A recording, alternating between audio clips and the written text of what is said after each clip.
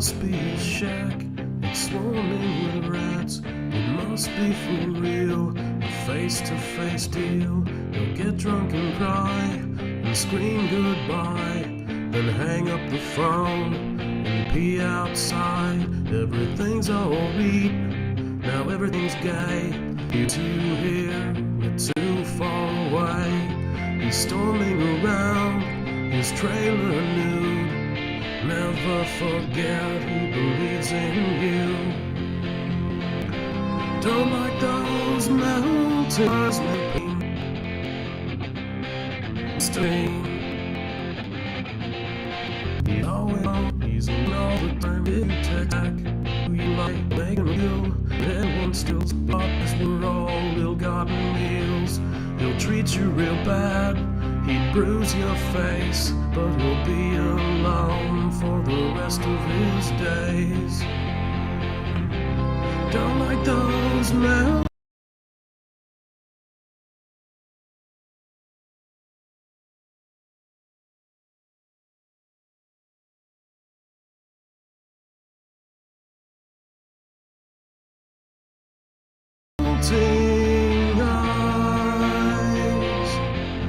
Certainly not a good and you. He does these things he never wanted to. He thought you were supposed to be 13. Our old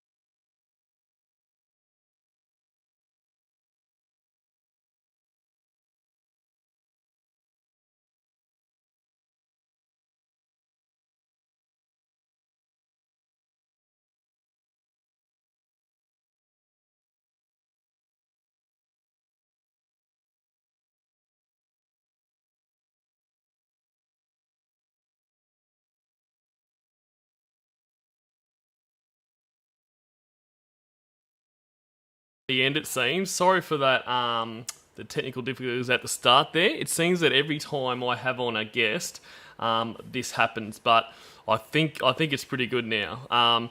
So firstly, thank you very much to Rob Zop. Sop, I think it is. Sorry, Rob Sop. So that is what that intro song was. So that's obviously Glycerine by Bush, but the parody version, Mr. P. I've got a link to his channel in the description. Everyone please visit and subscribe to him. He does amazing stuff. I literally found out about him yesterday and spent 2 or so hours just listening to all his stuff on repeat. He's got some really great parody songs. He's also got some kind of parody vids around the Holy Lorganography and that. So yeah, great stuff. And thanks to Rob for letting me play that one on the stream here today. So look, today I've got a special guest which I'm going to introduce in a second. Lorenzo Dawson is his name. He actually goes by another name. You would have seen him in the chats there. I'll let him decide if he wants to let you know that or not. But in any case, Lorenzo is his name, and we are going to be doing the therapist calls, the Ramona bro therapist calls. So, Lorenzo, if you're still there, mate, if the internet didn't drop you, jump in and say g'day. G'day. I don't have as good of an accent as you, but yeah, I'm here. The internet didn't drop me, so ready to go. Fantastic. And mate, I disagree. I think I sound like a bogan. So I think most people's accents are better than mine. Everyone's but Joran's, because he sounds like a fucking idiot. Like it speaks. I mean, I'm right down the Jordan rabbit hole at the moment, coming into it late, but it speaks volumes about that guy that Joey Teacup does a better version of him than he does of himself. So, but I mean, in saying that, Joey Teacup is incredibly talented. So, but still, you know, he makes Jordan entertaining. Yeah, no question. Yeah. So, mate, tell us a bit about yourself, how you got into this community. Yeah, so like you mentioned, my real first name is Riley, but so I don't know. I usually fire off a few comments. They're not always pertaining to the topic at hand, but you know, I guess there's a bunch of Lornisms that applies to. So I'll usually just, I thought you had blonde hair when you're talking about something totally different. Yep. Ain't that just fucking cunning? But yeah, so but yeah, I've been in the community for probably 6-7 years. Was up one night, just stumbled across TCAP, and you and I kind of talked a little bit yesterday. I came across, you know, they were all really funny, and I told you one of the funniest ones that I thought was Michael, I think it's Willis. What? No way. And then he almost shit as he's going out of the house, and Chris Hansen goes, and the stairs won't be any kinder to him than the officer. You know, whatever it was. It was just so damn funny. But then I got to Lorne, and it was, I haven't had a kiss. Yeah. Got a kiss for us? You are so cute. Hey, girl. All that good stuff. So that, yeah, I mean, that all happened for me in about 2014. And then I've just been listening to any and everything I can find since then. Yeah, lovely. No, I haven't been around quite as long as you, but yeah, like, kind of went down the rabbit hole from Teacup and got to here, but it's just like he's just like the most quotable guy ever, which I think's amazing. And probably we don't want to talk for too long because we've got quite a lot of content to get through today. But in the virgin debate, do you think he's a virgin or not a virgin? You know, funny enough that you ask, because I've gone back and forth on it. I don't know that I've given it thought, you know, when I'm not listening to a stream, to really say one way or the other. But you take that he has to be, I thought was pretty convincing in, you know, some of the streams where you've talked about it. I'm like, yeah, he might be right. I think they're pretty convincing reasons. So who knows? That's it, mate. And no one's going to know because he's a liar. But I think it's always interesting to discuss. And guys, because I do adjust the settings there to get rid of that buffering, we're probably going to be about 14-15 seconds in front of you. So if, you know, in the chat there, if it's a little bit out, just bear with that. All right, so I just want to say g'day to everyone. So g'day, hey boo, Winnie's boyfriend / husband. As always, good segue into the stream art, which Winnie's boyfriend / husband has once again provided. So that's Ramona at her therapy session and Lorne peering over like the creeper he is. G'day, Carrot Gaming, Dr. Cassandra Elizabeth Bond. Great to see you. JBS 901. Kathy Mack, good to see you. I think we were chatting in Noble's epic stream. That's at Noble Cyborg Savage. It must have been about 8 or 9 hours he streamed for. I kind of jumped in just before I went to bed here, which is, you know, everyone in America's morning, and I woke up and had to ask, you know, are you streaming again? But no, it was still the first one, so congratulations, that was incredible. Diet Chicken, Asbury Brad, g'day guys, David DePaul, Stephen Curtis, Jake Breaker 19, Drop a Caribou. Yes, it was buffering. Hopefully not anymore. Tickle P Shivers. Still such a good name. Binna Asnet. Stephen Curtis. David DePaul. James Dean. G'day, guys. Cornville Counsellor. I could have used some counselling earlier when I was about to lose it with OBS before. Stephen Curtis. Johnny M. Ruby Roo. G'day, guys. Asbury Brad. Have I missed anyone? Camp Vogel. I don't think I've missed anyone else. David G's. Pee-wee is great. Supposed to be 13. Hunt Cole. Fuckcuck. G'day, mate. Awesome name. Edamame. G'day, Edamame. Lethal Brownie. Good day to you, sir. Pee-wee is great. I put my modem on the Windows, so I'm now getting better service. Thank you for the tip there. Combat Mechanic. Chat is chat, but showing up is showing up. Rage-filled Virgin. Good to see you. Mandy S. I drive truck for COD. James Dean. Tiffany Lockhart. A dingo ate your baby. That's really disappointing. I hope you weren't too attached to that baby. I'm surprised you didn't make a shrimp joke, to be honest. So, really great work there for branching out on the Australian stereotypes. All right. Oh, Munkle Fucker. G'day to you too. All right. I think I have talked enough now. So why don't we jump into this call? Okay, so he's going to call me in a few minutes. Lorne, this is my brother. This is a chance to... Oh, and so for context, guys, and actually, speaking of Noble Cyborg Savage, you should be subscribed to him if you're not. I grabbed this call off his channel. In the dump, the actually quality's quite bad, and it seems like he's cleaned up the quality and he's actually put them all together. So thank you very much to him, and the link to his channel is in the subscription there. And so context here, this is like Ramona has said that they're going to have a break, which Lorne has agreed to begrudgingly, but not really agreed to. She's been having dinner with her therapist, so obviously Lorne's pissed off about that. And then this is just before Bro gets on the line, and it'll go from there. You know what I want you to do? I want you to have the therapist put me down more. Lorne, no, listen. Bro is probably going to call before the therapist does. So he's not even going to be, the therapist is not even going to be on the call. And when Bro calls, I want you to, since it'll just be the three of us, I want you to tell him, make him feel better about me being with you, and I will defend you.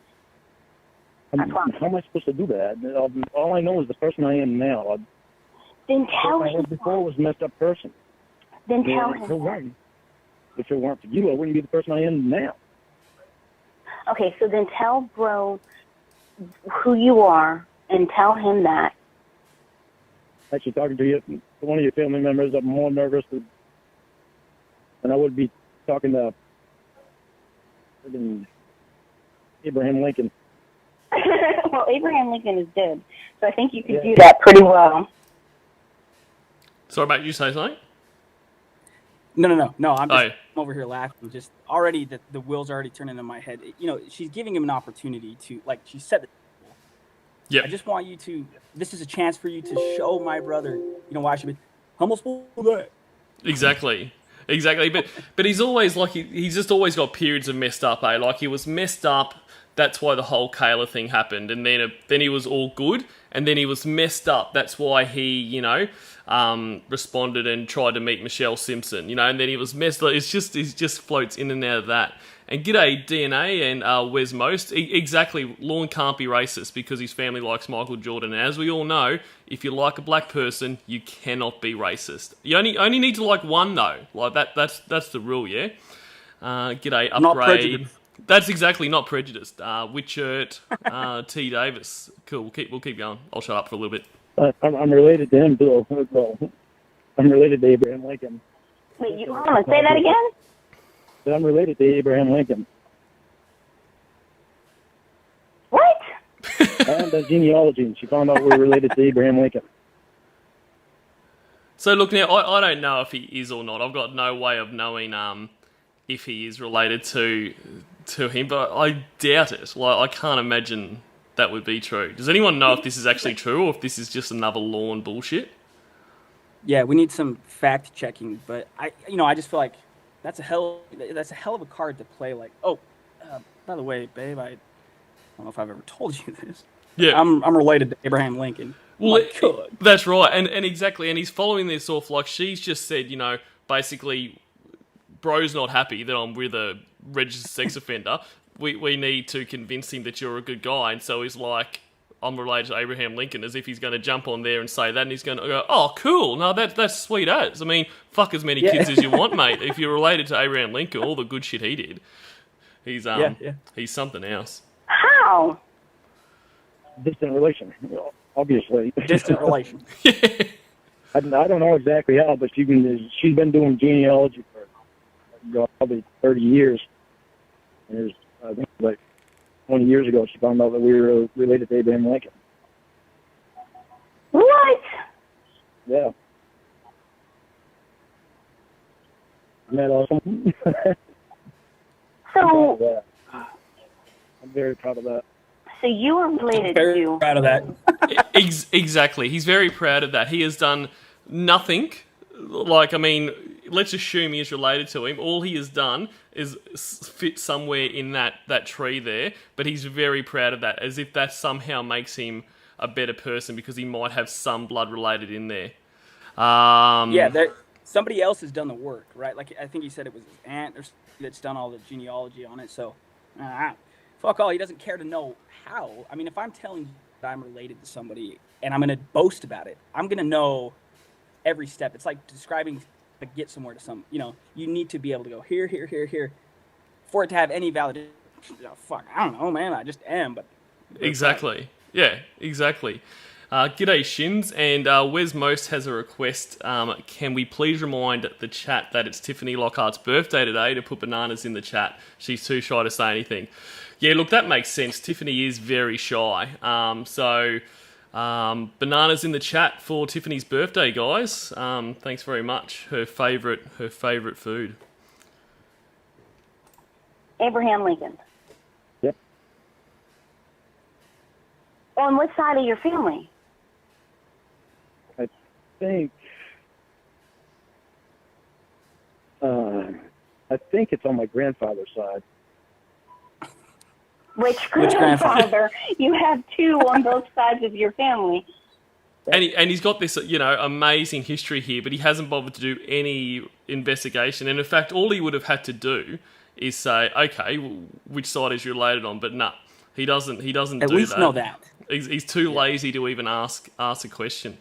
Rageful version, can I please curse and yell with rage? The funniest thing ever is a cultured Aussie when they're raging. Still sweat. Well, I don't feel like I am cultured, but I am sure I will rage.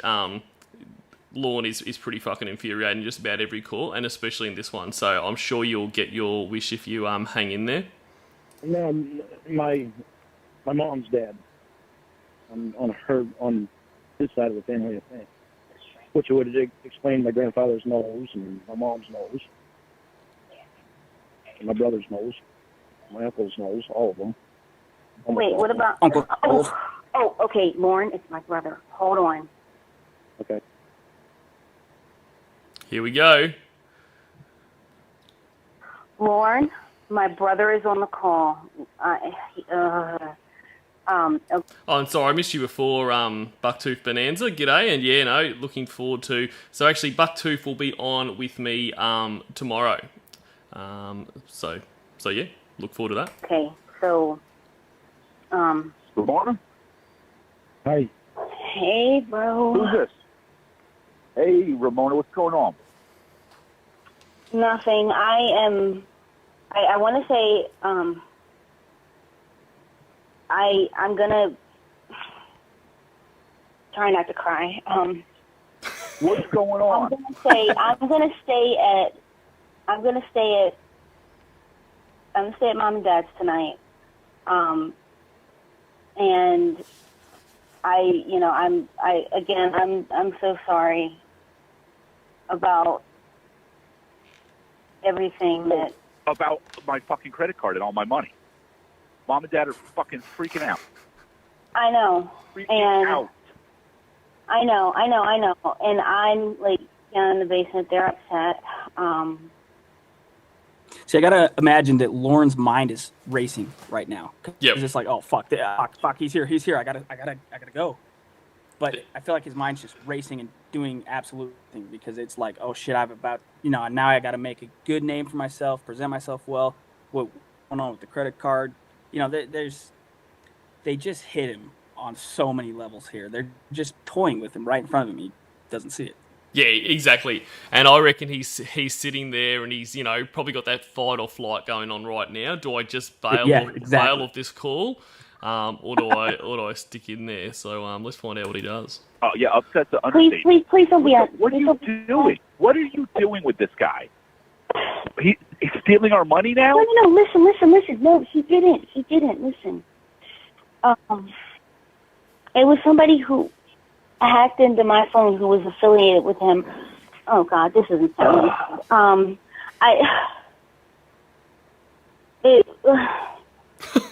It's not. They weren't affiliated with him.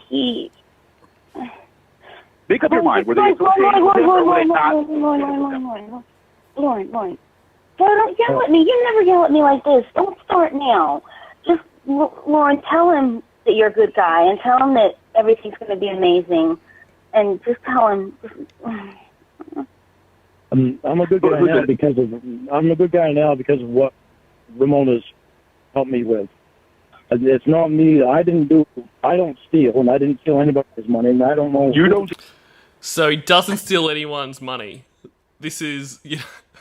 So we're just going to forget about the 30 grand he stole from Betty, and then also apparently he stole, I think, 5 grand from someone else on his way to Nashville. I'm not hugely across that story, but I think that's a bit of a stretch there to say that he doesn't steal. Yeah, Cornville, I want you to next time job interview or somebody, just the same thing. Pitch to me why you are a good person. I want you to start there. I'm a good person because of what Ramona did, and I didn't steal anything. Exactly. Well, I'm good. I'll just tell the interviewer I'm a good person because of you. That's the whole reason I'm good. Not because I want to be a better person or not because I want to work on myself. I'm a good person because of someone else. And I can see what Lorne does there, because the beauty of that is if you fuck up, well, that's that person's fault. You've got lost all responsibility because they must have done something wrong because you were a good person because of them. So to become a bad person, it must have been because of them, much like the mac and cheese and that. So he's got it all figured out, Lornie. Oh, who stole my $5,000? I don't know. I have no idea. I keep getting letters in the mail that are telling me that Ramona and Emma aren't real and that. Winnie's boyfriend /husband makes a good point in the chat. Says, guys, it was 30K one time. Lay off him. Like, fair enough. Look, probably have been a bit harsh. So thanks for pulling me. Thanks for sorting my shit right out there. Read out. Playing with me. What's Emma? Who's Emma? Ramona's real. She's my fucking sister. Who's Emma? Emma is the girl who introduced. TJ knows her. Emma is the girl who introduced me to Lorne. Another person I got to put on my Christmas card list, huh? So, Lorne, you don't know who took my money. You don't steal. You're a good guy. I don't steal. I've never stolen in my life. Lie. Little did I. Exactly. And Upgrade says, can you answer why did Betty not prosecute Lorne for the 30K? I've been in this for a while and I still don't know. Look, there's probably going to be people in the chat that will know better than me. I'm assuming a lot of it was down to the fact that they probably didn't have anything in writing. I mean, Lorne probably wouldn't have had any kind of, contractor's number, builder's number, like whatever you guys call it over there. So I'd assume there was no track to go down, or maybe potentially because he went to jail, that wasn't really so Shins Koala said she tried, he was judgment proof. Shins, can you elaborate on what judgment proof means? I mean, I probably should know that, but I'm an idiot, so I don't. And that I got has the address on it. First letter I've gotten where somebody put the address on it. Give me the address. Give me the address. That's what I was just about G'day, Joey's Taco channel. Good to see you. to do with Ramona. I was give her the address. No. Taco? Lauren, give me the address. Give me the address later. Bro, I'll get it to you. Bro, God, I've never heard you like this. Why can't people just be honest? I know everybody's mad. Be honest. She's never heard him like this, but I guess, there probably isn't too many other times in their life together where that, she's hooked up with a registered sex offender, so probably hasn't really had the opportunity to be like this before. At me. And mom and dad are so upset. I'm not used to anybody being this mad at me. And I know everybody's mad at me. Mom's going to give you a good kick in the pants for this. A good kick in the pants. I love all of the references to other predators and other, people on the show. In these they're just laced throughout. All that did this, catfishing, tip of the hat. I don't know how they did it. Oh, they're so good. It is So just talented. I constantly am amazed at what a great job they did. And Shins and also who else? There was two people in the chat that were explaining a bit about this. I think it might have been Joey as well. But essentially, he went to mediation. He still owes $20,000, but he had no money or potential money to pay the judgment, so it wasn't worth the expense, Shins has said. So that's basically why it hasn't happened. And yes, I misspelt Joey's TCAP channel in the chat earlier today and called him Joey's Taco channel. So that's how I want to refer to him from now on. I want everybody to get along. And after what happened with when they found out about me and Lorne's past,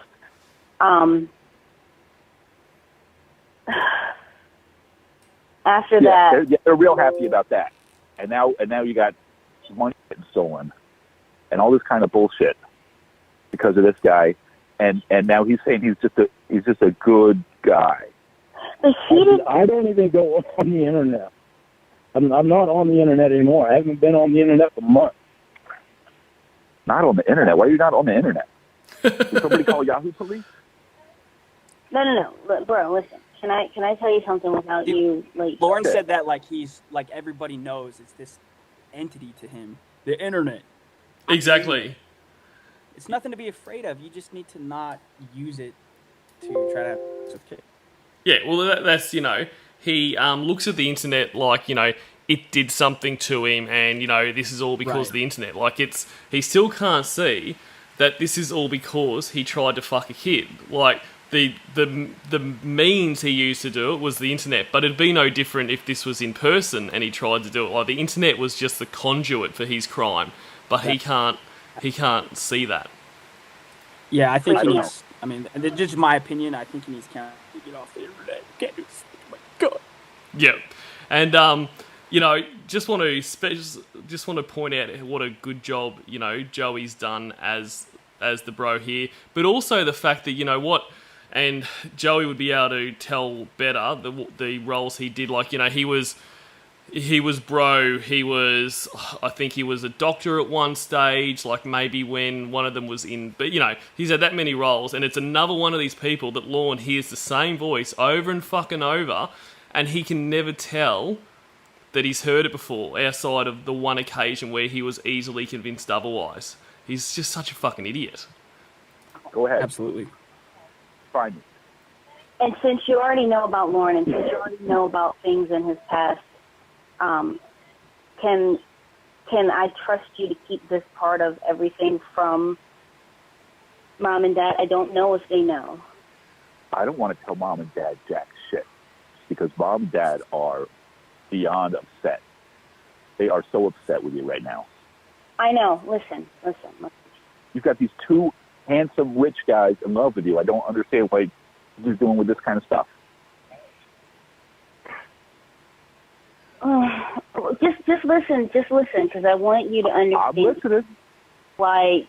I'm all ears. Money. It's crazy DNA how much Paul and Bro sound alike. It must just be they must come from the same area, I guess. So exact same accent there. It's very weird.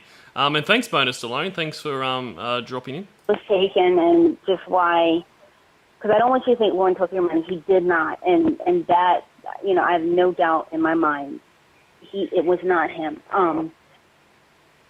Lorne, how much do you know? How much did Mom and Dad tell you? How much did Mom and Dad tell me between crying? Well, yeah. Hey, C. Morgul. They're telling me that you're dating a sex offender, you're crying every night because you're being abused, yet you think you have feelings for this guy. They don't know why you're not married with kids, driving around in a Mercedes. They don't know what the hell you're doing with your life. And now, Lorne Armstrong, you have Lorne Armstrong, who just told me he didn't steal. I'm on Google right now. He didn't. Biggest thing on NBC. Yeah, we're on man. NBC, and you know what? We're like 10 minutes into this phone call has been on the phone for 10 minutes, and correct me if I'm wrong, but the point of it was she wanted Lorne to kind of himself, and 10 minutes in, and all he's done is tell a lie by saying that he never told a lie. Yeah, exactly. I mean, are you impressed yet? It's crazy. Listen. Yeah. Oh, God, don't Google his name. Please don't Google his name. No, I just Googled his name. Lorne? Please don't Google his name. I'm a little late for that. All right, I'll Yahoo his name. I'll Bing his name. I'll Mr. Jeeves his name. Fucking internet. Who is Betty? What's that, man? Just the fucking internet. Because he, okay, if you're not gonna have me, I'll just go through Yahoo or Bing. The point is, it's that fucking internet. Exactly. It's the source of all these problems. If only the internet didn't exist, Lorne would have been a great guy. You say you never stole. Would have won American Idol. That's it. There's somebody that I owe money to. Why do you owe her money? That I'm going to be paying. Why do you owe her money? I did not intentionally steal money from Betty.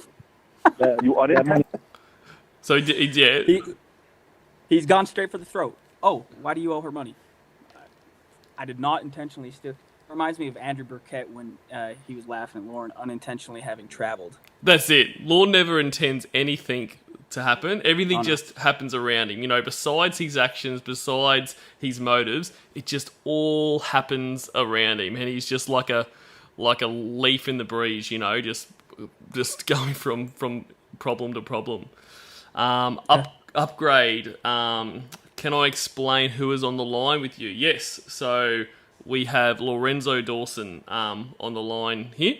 I don't know what else to explain there. But he's doing he's doing a great job. He stole money? The money was stolen from me. Wait, but who did you steal it? Did you steal it from her? Did somebody steal it from you? I took it from her to do a job and wound up getting stolen from me because of that. Exactly. He took it to do a job. So what happened then, Lorne? How did it end up in, the job not complete? The frame of mind that I was in. The frame of mind that I was in. Lorne? Yep. Bro, Lorne's siblings. Lorne, I don't even know where to begin with telling him this. Okay, so Lorne's siblings had used him, and please understand this, and he had done work for one of them, and he said, don't worry about paying me, just make me mac and cheese. Then he lent one of them money. What, mac and cheese? What? Macaroni and cheese? What does that have to do with anything? And so then... It's a fair question. Joey's Taco channel is just saying that it's actually legal to commit crimes if you are messed up at the time. I don't know where I heard that, but I do believe someone said that that's actually passing through the Senate or wherever bills go to get passed at the moment. So that might be a legitimate defence soon. So I don't know if Lorne can retroactively have his crimes overturned, but that's exciting news. Just remember, guys. Just remember that if you ever get in trouble. Bro, just listen. And so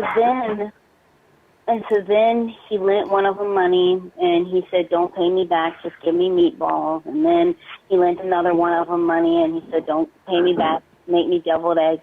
And he never got the meatballs. He never got the mac and cheese. He never got the deviled eggs. Well, I can understand that. You know, if I didn't get macaroni and cheese and deviled eggs, I would probably steal $30,000 too. And what is this? What is the video here? See, so here's no. about 5 seconds of Lorne feeling like, see? Right? That's it. And that's another landed. thing I love that they do, is that exact thing. They give him little periods of hope where he'd be sitting there going, oh, finally, someone gets it. I've explained this to everyone for so long. They finally understand that not getting that food has led me to here. But then they just bring him crashing down again shortly. Oh, yeah. But you just know he'd be doing that. You just know he'd be on this little roller coaster like, oh my God, it's happening. It's happening. Someone believes me. As to like hearing it said back to him and being like, what? Like how ridiculous it sounds. Yep. Yeah, when bro's like, okay, you know what? No, I can understand this. Lauren, fucking see? I told you guys. That's it. He'd be jumping around all naked in his trailer. He's like, yes, it's happening. Listen, Funky, Lauren. Listen, bro, just listen. So then, Right. I mean, I like craft dinner anyway, but go ahead. bro. So then he basically like was. Sorry to interrupt again. Upgrade just asked, do any of you think he really was molested by his brother, or was it just a pity party? And I agree 100% with what Wes said, where he said he doesn't believe it happened. If it did, it would have tried it on Chris Hansen, the Stinghouse, for sympathy. And you know, I don't like to, even Lorne, you know, if he does have a legitimate story of sexual abuse, I don't want to make light of anyone for that, but I just cannot believe, I mean, the Amanda James story, that was clearly a, you know, come on, Lorne, you've got to pull your best out here. You need your most sympathetic story to get out of this hole. And he pulled out, you know, some chick who fucking played him along for a while to get Dale Earnhardt merchandise. Yeah, If that was a legitimate story... Ahead. Sorry, mate, sorry. I No, you're good. tend to talk a lot. But if that was a legitimate story, that's where it comes out. Like, you're like, okay, I am here in trouble for trying to molest a kid. You know, I was molested as a kid. Bang, let's use it. So I find it very hard to believe. What do you think? It took how many years to come up with the mac and cheese and the meatball story, but just like exactly like you said, I mean, that was like, dude, this is it. You need to, you know, he was fucked anyway. It's like, you have this window of time right here to convince us. Yeah. And you're talking about Earnhardt. Exactly. Like, it makes no sense. But look, in any case, I mean, like with Lorne, we will never ever know. And if he did, even Lorne, with the scumbag he is, if that did happen to him, I do have empathy for him in that regard, but I just don't believe it. So heartbroken over the fact that he didn't get those 3 entrees to eat. Hey, Lorne, Went to Ebony. Nashville, and he was going to be a country singer, and he can sing really well, and he writes me poems and he writes songs. He's a very good singer. So after that, and he still hasn't told me like what made him decide to do that, but he decided that he wanted to be a country singer, and so he went to Nashville, and I think that's pretty cool. And just following on from that, Shin says he didn't come up with that until his mac and cheese bullshit fell flat, and that's another good point. Like, I mean, because he's gone to jail and he's obviously sitting in jail, trying to come up with what can make this okay. And he obviously came up with mac and cheese because he ran with that for so long, and then the whole story about being molested as a kid, that didn't come out until much later, which does make it feel like, oh, okay, they're not going to believe this, so I'll go with this. Whereas that 5 years, and I can't remember who it was, Kilroy made a good point where, you know, he doesn't see him opening up about his molestation to another man, which I can see that point.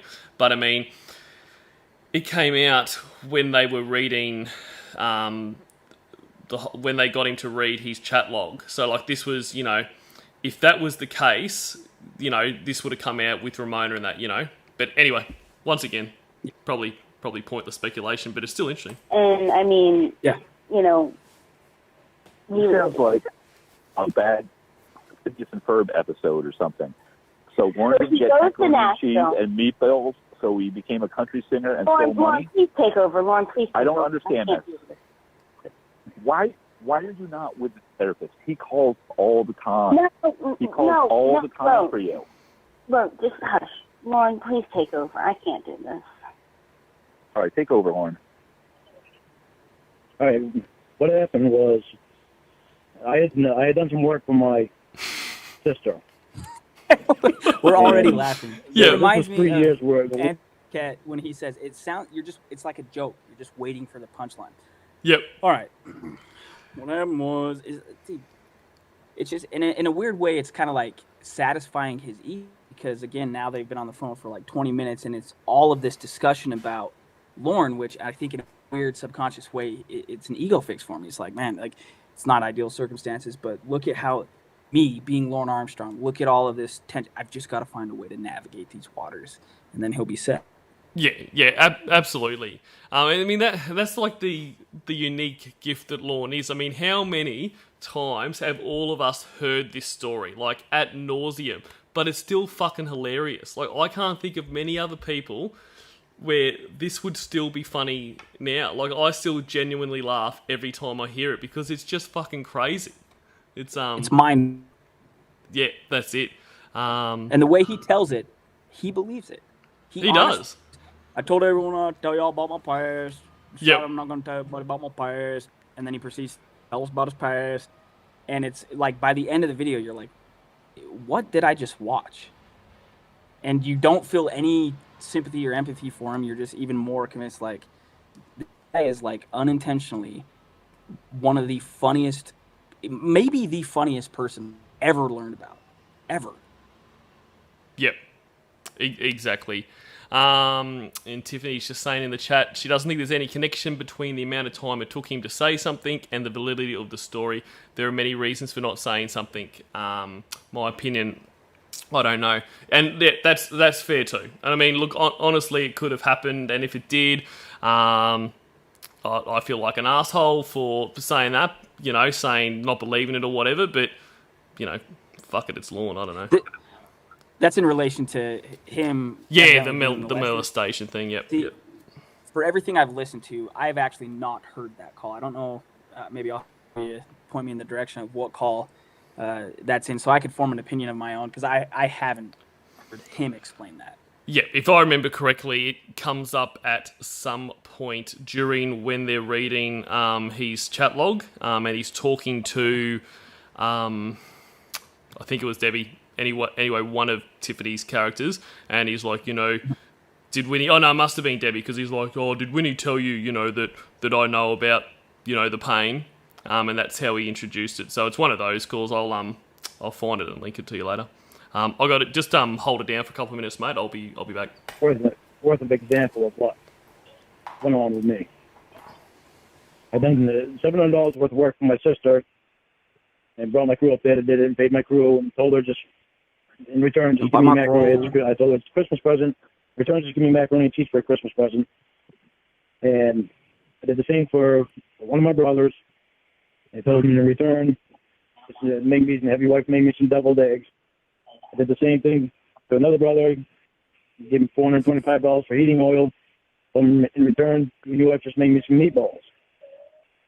And I never got the meatballs. I never got the deviled eggs. I never got the macaroni and cheese until the following year. He didn't give you meatballs. Why not? You are They're assholes. They didn't pay him back. That's the way my family was. That's the Under way my pressure, family he was was. confronted by men. I didn't Not even one Lot meatball? softer. These were people. That's all I wanted. Just gratitude for helping them out. Okay. That's just I'm the starting way to see they now. are. They didn't show any appreciation. But the following year, my sister brought down pot of macaroni and cheese and asked me for $500 to get her kids Christmas presents. So I gave her $500 and I told her just do the same thing and eat macaroni and cheese and just don't make. So you just came to get something to eat? That's too much for my family. Then my sister told my mother that I was trying to buy their love. And you have your lawyer bring this up in court that they didn't give you food? No. no, he didn't sue them, but he doesn't talk to his siblings, and And bro, you've always been there for me, and I just need you to understand this. Usually you have good judgment. I just don't see what's going on. Now we're starting to get scammed out of money. Besides all the shit you're going through. So here's what happened. And so I don't know if you had anything to say while I wasn't able to pause it there, but I just love where he talks about like $700 worth of work. Like, it's not up to him to decide how much that work is worth. You know what I mean? Like, and when he does these things about and he says it about his Uncle Clay's trailer where he did work on that. He's like, I did X amount of work, and then I think at one stage someone asked him to, well, how do you define that much work? And he's like, at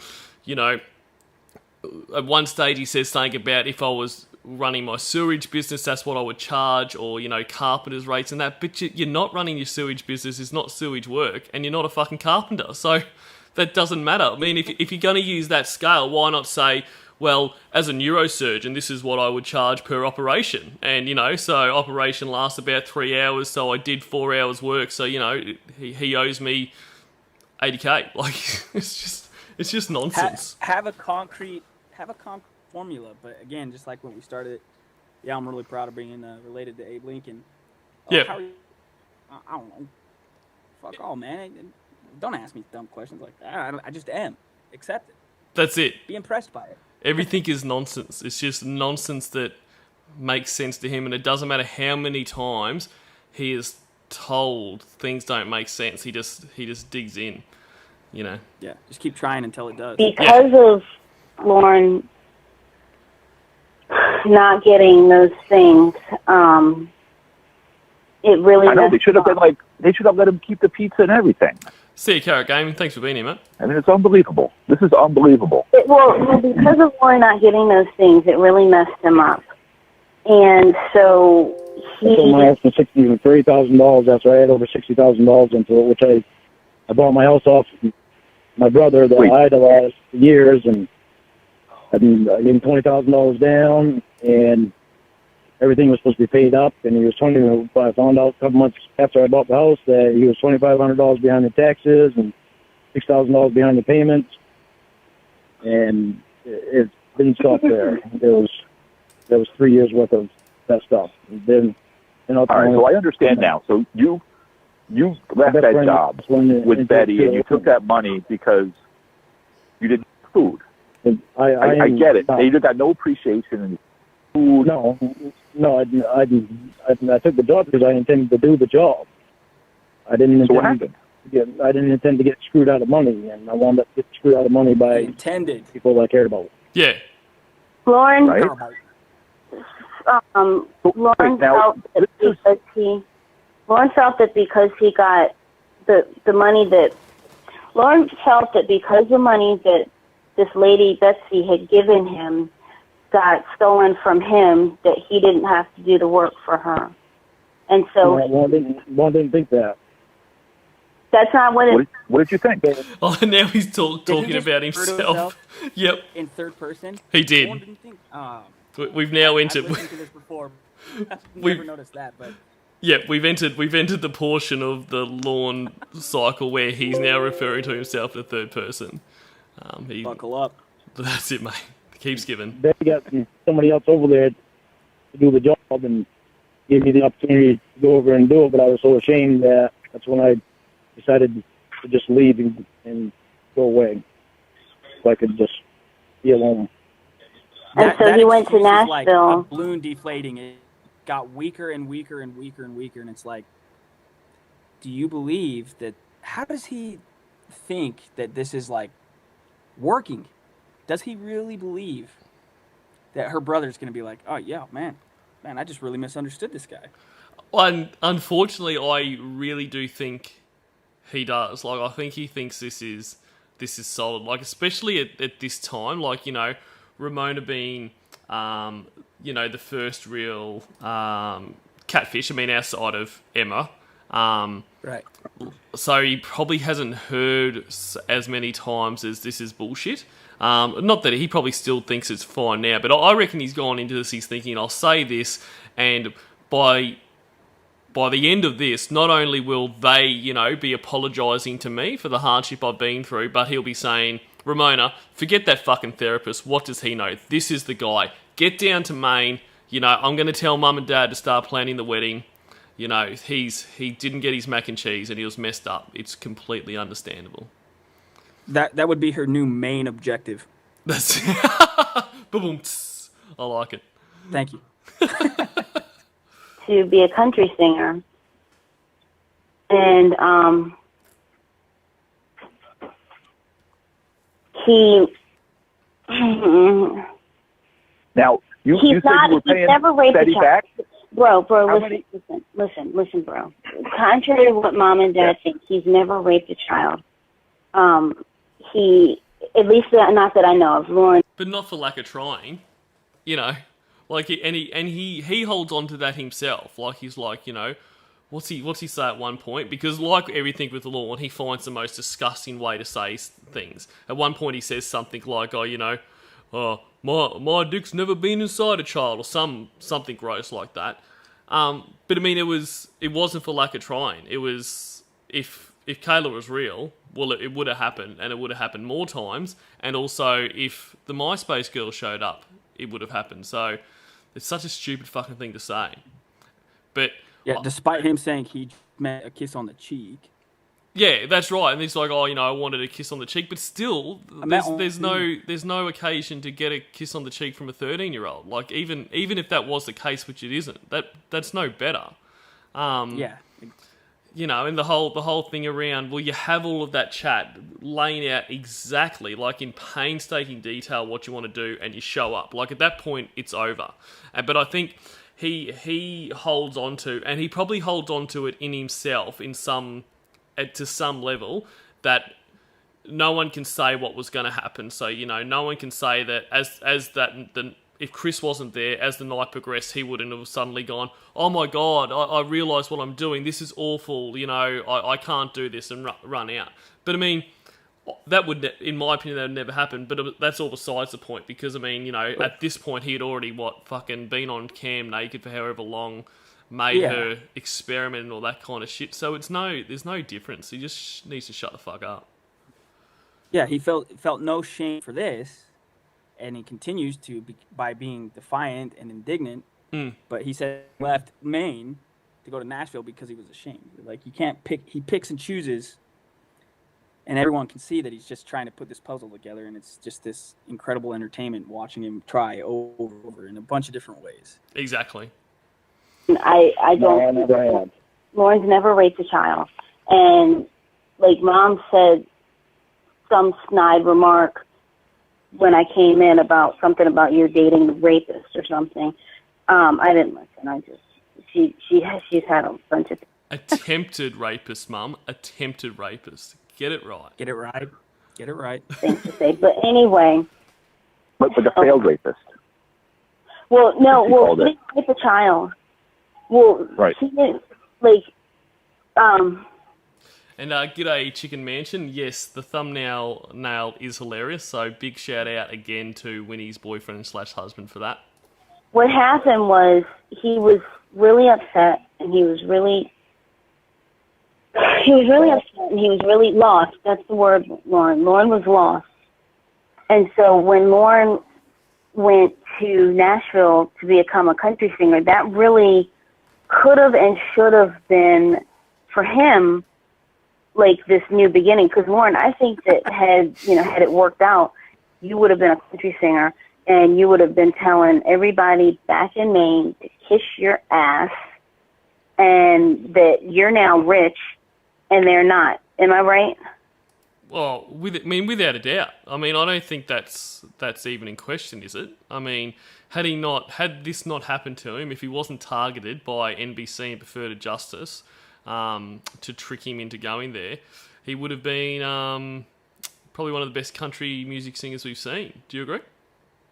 Yeah, I would agree with that. I mean, it's just absolute bullshit kind of things that have worked in some powerful way to conspire against Lorne. I love this drop of caribou. I forgot to put the trash out, and I was at the time as my excuse for forgetting. Oh, that's got to be the go-to. He's got it figured out. exactly. That's a solid excuse.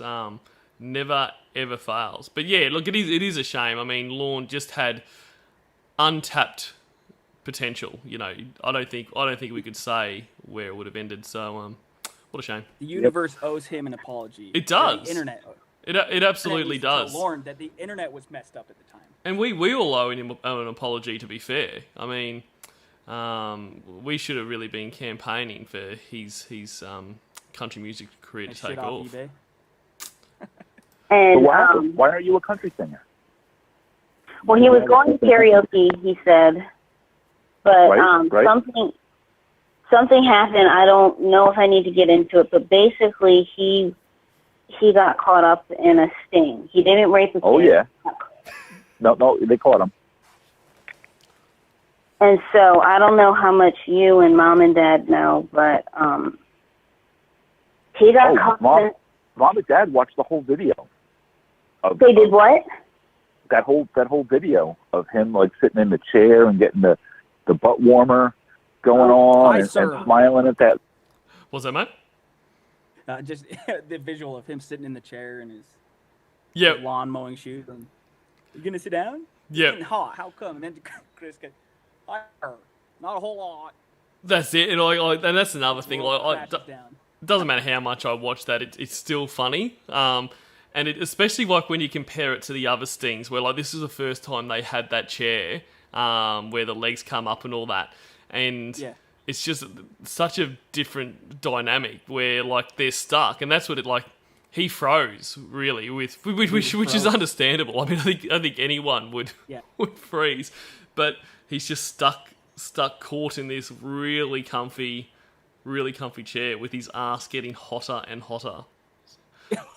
It's getting hot. How come? That's it. He had no idea how hot it was about to get. Yeah. And look, and back to the country music thing, like not to harp on it, but I mean, he was doing all the right things too. I mean, he was going to the karaoke bars. I mean, that's how you get discovered. I mean, I was watching a documentary the other night on the Foo Fighters, and Dave Grohl was talking about that's how Nirvana got their big break. They were just hanging out in karaoke bars, and then, you know, someone came in and like, you guys are great. Let's get rid of that backing track and get you on the road. So, you know, he was trying his best. It's just about catching a break. That's all. That's it. Don't do any actual work. Just drunkenly shriek at karaoke, and it'll all happen for you. Get noticed somehow. That's it. Girl Kayla, what was her name, Lauren? Kayla Marie Moore or something, and and then getting the whole, you know, tackled by the police. I love Ramona's. So and then you know, Lawrence just like, how many times am I going to have to pay? What was it like? You know, he hates that name now, Kayla. That's it. But like, Kayla. But that's it. I often wonder, does he hate? Like, it's things like where, you know, as synonymous as Kayla would be to all of this, so is the name Derek. You know, Derek was a huge part of that whole chat log. I mean, but not only the fact that, like, you know, other people being introduced to him as Derek, he wrote one of his friends in his fucking book Taken Abroad as Derek. Wouldn't that name be fucking poison to you? Wouldn't this like bring up like flashbacks of everything that happened to you? Or singing I Loved Her First on his fucking Redemption channel. I mean, that song, that's the kind of thing with everything that happened to him. Well, sorry, not happened to him. Everything he did. But that whole thing surrounding that'd be the kind of thing where if he was walking through Walmart and that came on the fucking radio on there, he should be like in the fetal position. Out and dip. Yep. Like he should be like, oh my God, it's all happening again. But he's like, no, I'm going to fucking sing this, you know? Yeah. Somebody, I think it's Winnie in calls, says, oh, somebody called me and they're at the bar or the club or whatever, and you think I don't know that fucking song? Yeah. But you go to your YouTube channel and he is singing it again, and it's. That's it. I mean, when I first. Well, that's it. Well, when I first stumbled across that, I'm like, this can't be real. Like, why is he singing this fucking song? It's There's so many talented people in this community, and by the way, I have to say thank you again for letting me come on, because I'm seeing all these people in the comments and stuff that I'm like, you know, I know that so many of them I've seen on here for a long time. It's pretty fun, but with how many talented people there are, it's not a surprise to see something be edited, but you can know right away. And I'm like, no, no, this is fucking. He set up his camera, pressed forward, and belted that shit out. And I'm like, unfucking believable. Like, what did he think that was gonna do? Well, that's it. And as Chicken Mansion says, you need self-awareness for that, and Lorne has none. Tiffany says that Derek wasn't a huge part of the chat log. I mean, I might be remembering it, but I thought it was pretty big. I mean, it was the whole, was Derek there, and he got all fucking pissed off. But I guess if you're comparing the actual, percentage-wise of that fucking telephone book, it probably wasn't that much, I guess, yeah. And all that. They've seen all of that stuff, and they don't know what to do. How are they going to bring him out to the club? They did. Oh, God. They've seen all that, and they know you have two doctors, two big, handsome, rich doctors that want to date you, and you just keep blowing them off, and they don't understand. And put yourself in their shoes. When you stepped away a little bit earlier, Amy A. Ramirez in the chat made a point too, just about how, basically, I'm paraphrasing, and I was listening last night to it. One of his calls, he's drunk, intoxicated, and he's just screaming at the top of his lungs at Ramona. But when her brother's on the phone, how many of these points, where he's mentioned Kayla or where he's said you stole some, it's just a puppy. All of that anger is gone. There's no proper trying to channel, learn from mistakes, try to have some type of logical reasoning. He's just zip shut. I can imagine his anger levels are just skyrocketing here, but he's not saying anything because there's another on the phone. Yeah, yep. No, that is a good point. Daughter, this is 20 years in the future, and you have a nice young daughter, and she has all these great men after her, and she's settling for this guy that makes her cry every night. I mean, how would you feel for your daughter? But here's the thing. I mean, that is the biggest thing about Lorne. I mean, what his charge is, that would be so hard to overcome. And I don't think many people can overcome it.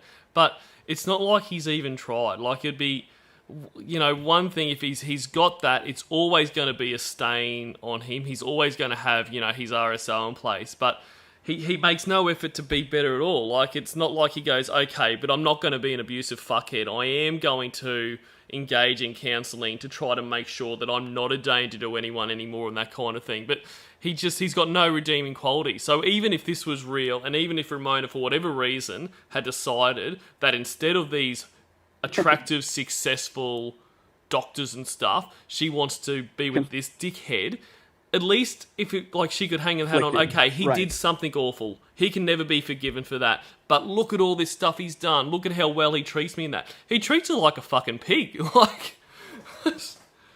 Well, yeah, you remember when Chris Hansen in The Sting, says, did you ever think you needed counseling, or did you did you think you had a problem? No, because I never thought I did. Yeah. Because, the first step to correcting anything is recognizing the problem. But when you're, narcissistic, the ego is too big that you can't even identify it. And obviously, I think that's what keeps us all coming back, because watching him when he's screaming at the top of his lungs at Ramona or whoever it is, he's yelling at himself. It's all of the problems that he has with himself, but instead of just trying to get a key to unlock it, he just keeps trying to unlock it by twisting it harder. And it leads to some really funny calls, but also exactly like you say, there's why would she want to be with you? Yeah, exactly. That's a really good point, that he is yelling at himself. And I was just, while you were talking there, I just thought of something else. And like you said, the identifying the issue is step one to working towards overcoming anything. But and as you mentioned in the chat there, he talks about, and then later in that, Chris says, what are you going to do about it? He's like, I've got to get counselling to get off the internet. Not I've got to get counselling to stop my attraction to children. It's to get counselling to get off the internet, as if he thinks that is the main issue. As if he thinks he'll go to a therapist, she'll say, okay, Lorne, instead of going on the internet, let's do some things we can distract ourselves with. Let's do this, and it'll be all good. He'll never have an attraction to children again. It's just... Well, yeah. And this is why. Before, sorry, mate. Just exactly what you're saying. Because 20 minutes before, hey girl, the internet was the conduit that was leading to what he thought like this was the pinnacle, like this fucking perfect. It was, he found the right, submissive young girl to prey on, and there he was. Hey girl, that's like cool. And the internet was the greatest thing, and now it's totally bypassed the problem. It's like it's just somebody that just constantly goes outside when it's raining, never has a coat, and it's just like it happened to him. Now I'm soaking wet. Get counseling to get a better coat, get off the internet. But it's like the internet's not the problem, Lorne. You're the problem. Yeah, exactly, and that's pardon me. That's why he can't pass his class. That's why, I assume it's why he goes from counsellor to counsellor, because he won't engage and he won't actually admit to the problem. Like, I have to assume all of these counselling sessions he has is just him saying, I was messed up, I didn't get this from my brothers and sisters and all this kind of stuff, not actually addressing the problem. And he probably also just sits back and says, I don't need to work on anything, I don't need to be here. I'm not that person anymore, so it's all good. That's why I think it's Tiffany Lockhart, right, that gets him. I've been way at times where she phrases everything perfectly, and Lorne, she gets it out of him, and he says it, but then it's like, okay, it's there, and then he just reverts right back. I never even meant to do it. Exactly, and I don't think anyone has held him to the fire as much as Tiffany did with those characters. But then that's what the most frustrating thing about him is. I can't remember the name of the call. I'm pretty sure it's the I Am a Predator call. Like, he was nailed down. He you're listening to it, and the first time I listened to it, like, oh my god, he's finally getting this. She's gotten through to him. He is getting this. He is understanding what is happening here, and he's even half admitting to it, and then by the end of the call, he's just like, nah, you're not going to make me admit that, and blah, blah, blah, and it ends in him fucking getting pissed, and I think she gets pissed from memory, but, you're almost there. It's like you feel like, okay, awesome, he is starting to understand, you can almost hold it, and then it just slips through his hands again, because he's a fucking arsehole. Because the reality is, he does know. But even getting him to say, I was attracted to kids, it's like, makes him squirmish. He begrudgingly does it. So where you're listening, just like you said that, you're like, oh my God, the light's getting brighter and brighter. No, he knows. He just refuses to look at it. Yeah, that's right. And he'll hold on to that. And someone said it once, I'm pretty sure it was on one of Andrew Burkett's streams. So it was either Andrew, Shin, Tiffany, or Amanda. One of those four that are far smarter than I am. That's the reason he won't let it go, is because that's what he holds on to. He holds on to, you can't know what's inside my head. So if he ever actually admitted to it, he would feel like he had lost that power to say, okay, you can look at all this evidence, you can shove all this down my face, but you can't know what's actually going inside, and that's his little victory, I think. Right, I agree. I don't make her cry anymore, and I'm Lorne, if it weren't for Ramona, I wouldn't be the person I am today. bro, can you level with me and understand this? I'm having trouble understanding it. I really do. Now, Lorne, let me Oh, bro, see let if I me can get say something to feed mom and dad. Bro, let me say this. Hold on, bro, let me say this. Lorne hasn't gotten drunk in, what's it been, Lorne? Is it 3 weeks? A month. What's a Whoa, month? a whole month. A month. Come on, guys. Round of applause in the chat for Lorne. A whole month of Hey, that. just a second ago, he's like, I don't make her cry anymore. Like, one time is too many, dude. Yeah, Like, he just exactly. doesn't get it. But You know, like Shin says, I didn't want to be that guy. That's That's the it. point we're all missing it. He didn't want to be that guy. Come on. Yeah, and thanks for reminding us, Shins. It's good to remind it every so often. We lose track of the fact he didn't want to be that guy. But, and here he's, he hasn't drunk in a whole month. Well done, Lorne. And he, gives himself a little pat on the back. But you're not allowed to drink at all. Like, this is more than just, okay, if you're an alcoholic. And if you're alcoholic, yeah, celebrate not drinking for 1 month. Don't get me wrong. I understand addictions are fucking hard as to get rid of. So if you're 1 month sobriety, congratulations, but you're not meant to be drinking at all because probation says so. Like, so Right. it's not about... You should never be drinking, so it's not like congratulations on the 1 month not drinking. You know, Right. fucking idiot. Oh my God, we're at a month? We're at actually Thursday. It was a Thursday 4 weeks ago, so we're at 4 weeks, bro, since... Okay, Lorne 4 got weeks sober? He's been sober for 4 weeks.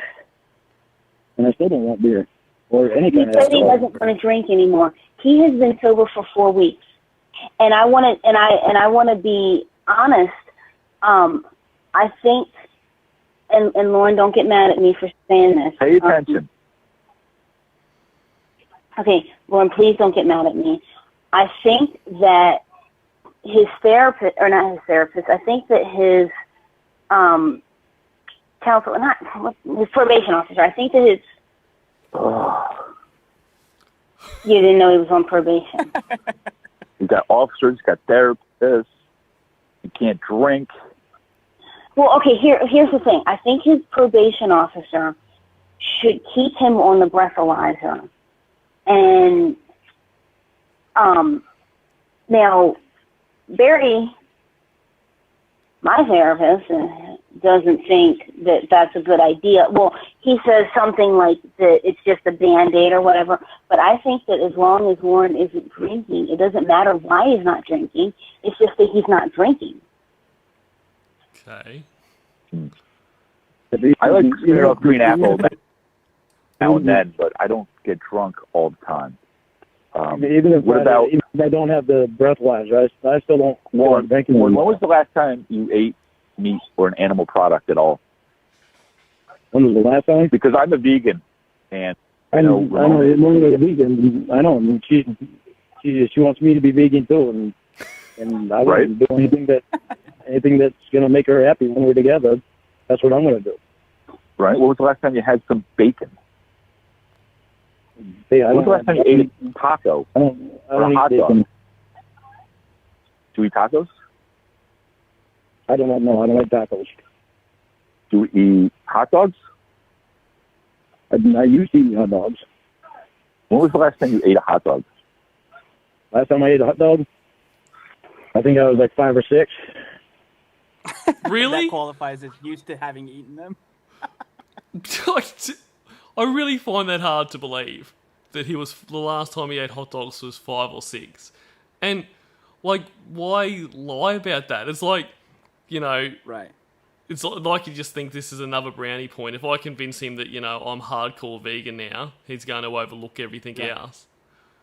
When in reality, that would be like a personal thing really between he and Ramona. If she were real, it was really important to her that he, you know, was vegan. You wouldn't flash it like a badge of honor, like, well, yeah, I'm going to be a vegan too, because everything is because of Ramona, or when it's with because of Winnie, or it's because of Debbie, and it's all bullshit. Like, because he says it to everybody, and no female is like flattered, which is what his intent is when he's like, "You're the only one that I would ever do this for you." God. But what you have to remember is Ramona got him out of patents. I mean, he can't name any of the patents she got him out of, but she got him out of fucking patents. So that's, you know, that's why he holds her up as the reason. Fucking Cornville, you asked me, don't fucking do this to me. You asked me, you always do this to me. and then it like she's putting him on the spot, like, well, you've just made a declaration. Now I just want you to elaborate. You asked me in a few years, I'll fucking remember everything. Like, she's just got a few years to like, okay, yeah, I'll just make a note here on my iPhone on my to-do list, and don't ask me now, but you've gotten me out of shit and fucking shit and all these patterns. That's right. It's Lorne's famous 3-year memory buffer. You know, he's got to wait 3 years. So what are we about? So now, if we could go back, he could probably answer all of the questions that were asked to him about his chat log now, because it's been about 3 years since they went through that. True. So get on the phone, guys. We might finally get some answers. Homework is due, Lorne. And g'day, Nellie's receding hairline. Cool name. Okay. Okay. Well, let me finish. But I have eaten meat until I met Ramona, and she's been getting me more towards I not eating meat. I know Lorne is a vegan, and I know you're probably going to say, but the doctors, and I know that, but,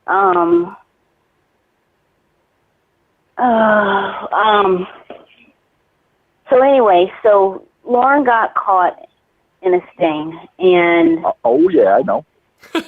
Yeah, and so he has a probation officer, and he, and so she works to make sure he's sober, but... Anyway, I saw that. We were watching that. There was that episode. There was Lorne, and then there was that guy. What's his name? Dustin the Grazer or something. The guy with the cane. Thought she was wanting to be shaved down there. Yeah. Something. I just remembered something. Mom told me a while ago, and I had forgotten. I didn't think of it until I actually had told Lorne this, but I didn't. It wasn't important information until just now, but I remember Mom used to watch that show when it was out, and I told Lorne that, and I said that she probably saw him, but I mean, she didn't think anything, like, you know what I mean, like Lorne, there were a bunch of people on the show, so when my mom watched that show and saw you, she saw a whole bunch of other people, so you didn't stick out to her in that. The whole Green Squad was there, the whole Bowling Green Squad. With Lorne and Dustin. The Bowling Green boys, they're all there. But I mean, that was like bowling full like pound for pound. I still think Bowling Green had the most unique, legendary. Yeah, like it had the most. Like I mean, there's been unique characters in all of the Predators, but I mean. You think about Bowling Green, like you've got Lorne, obviously, who, well, at least to us, is the most interesting. You got Bald Beaver Hunter, who Sent to an island. yeah. That's right. I mean, he couldn't get past the fact that this isn't a therapist. I mean, even when that's what got me when I recently went back over the stuff. Where even when he's talking to Catherine Reed, he's like, are you a therapist too?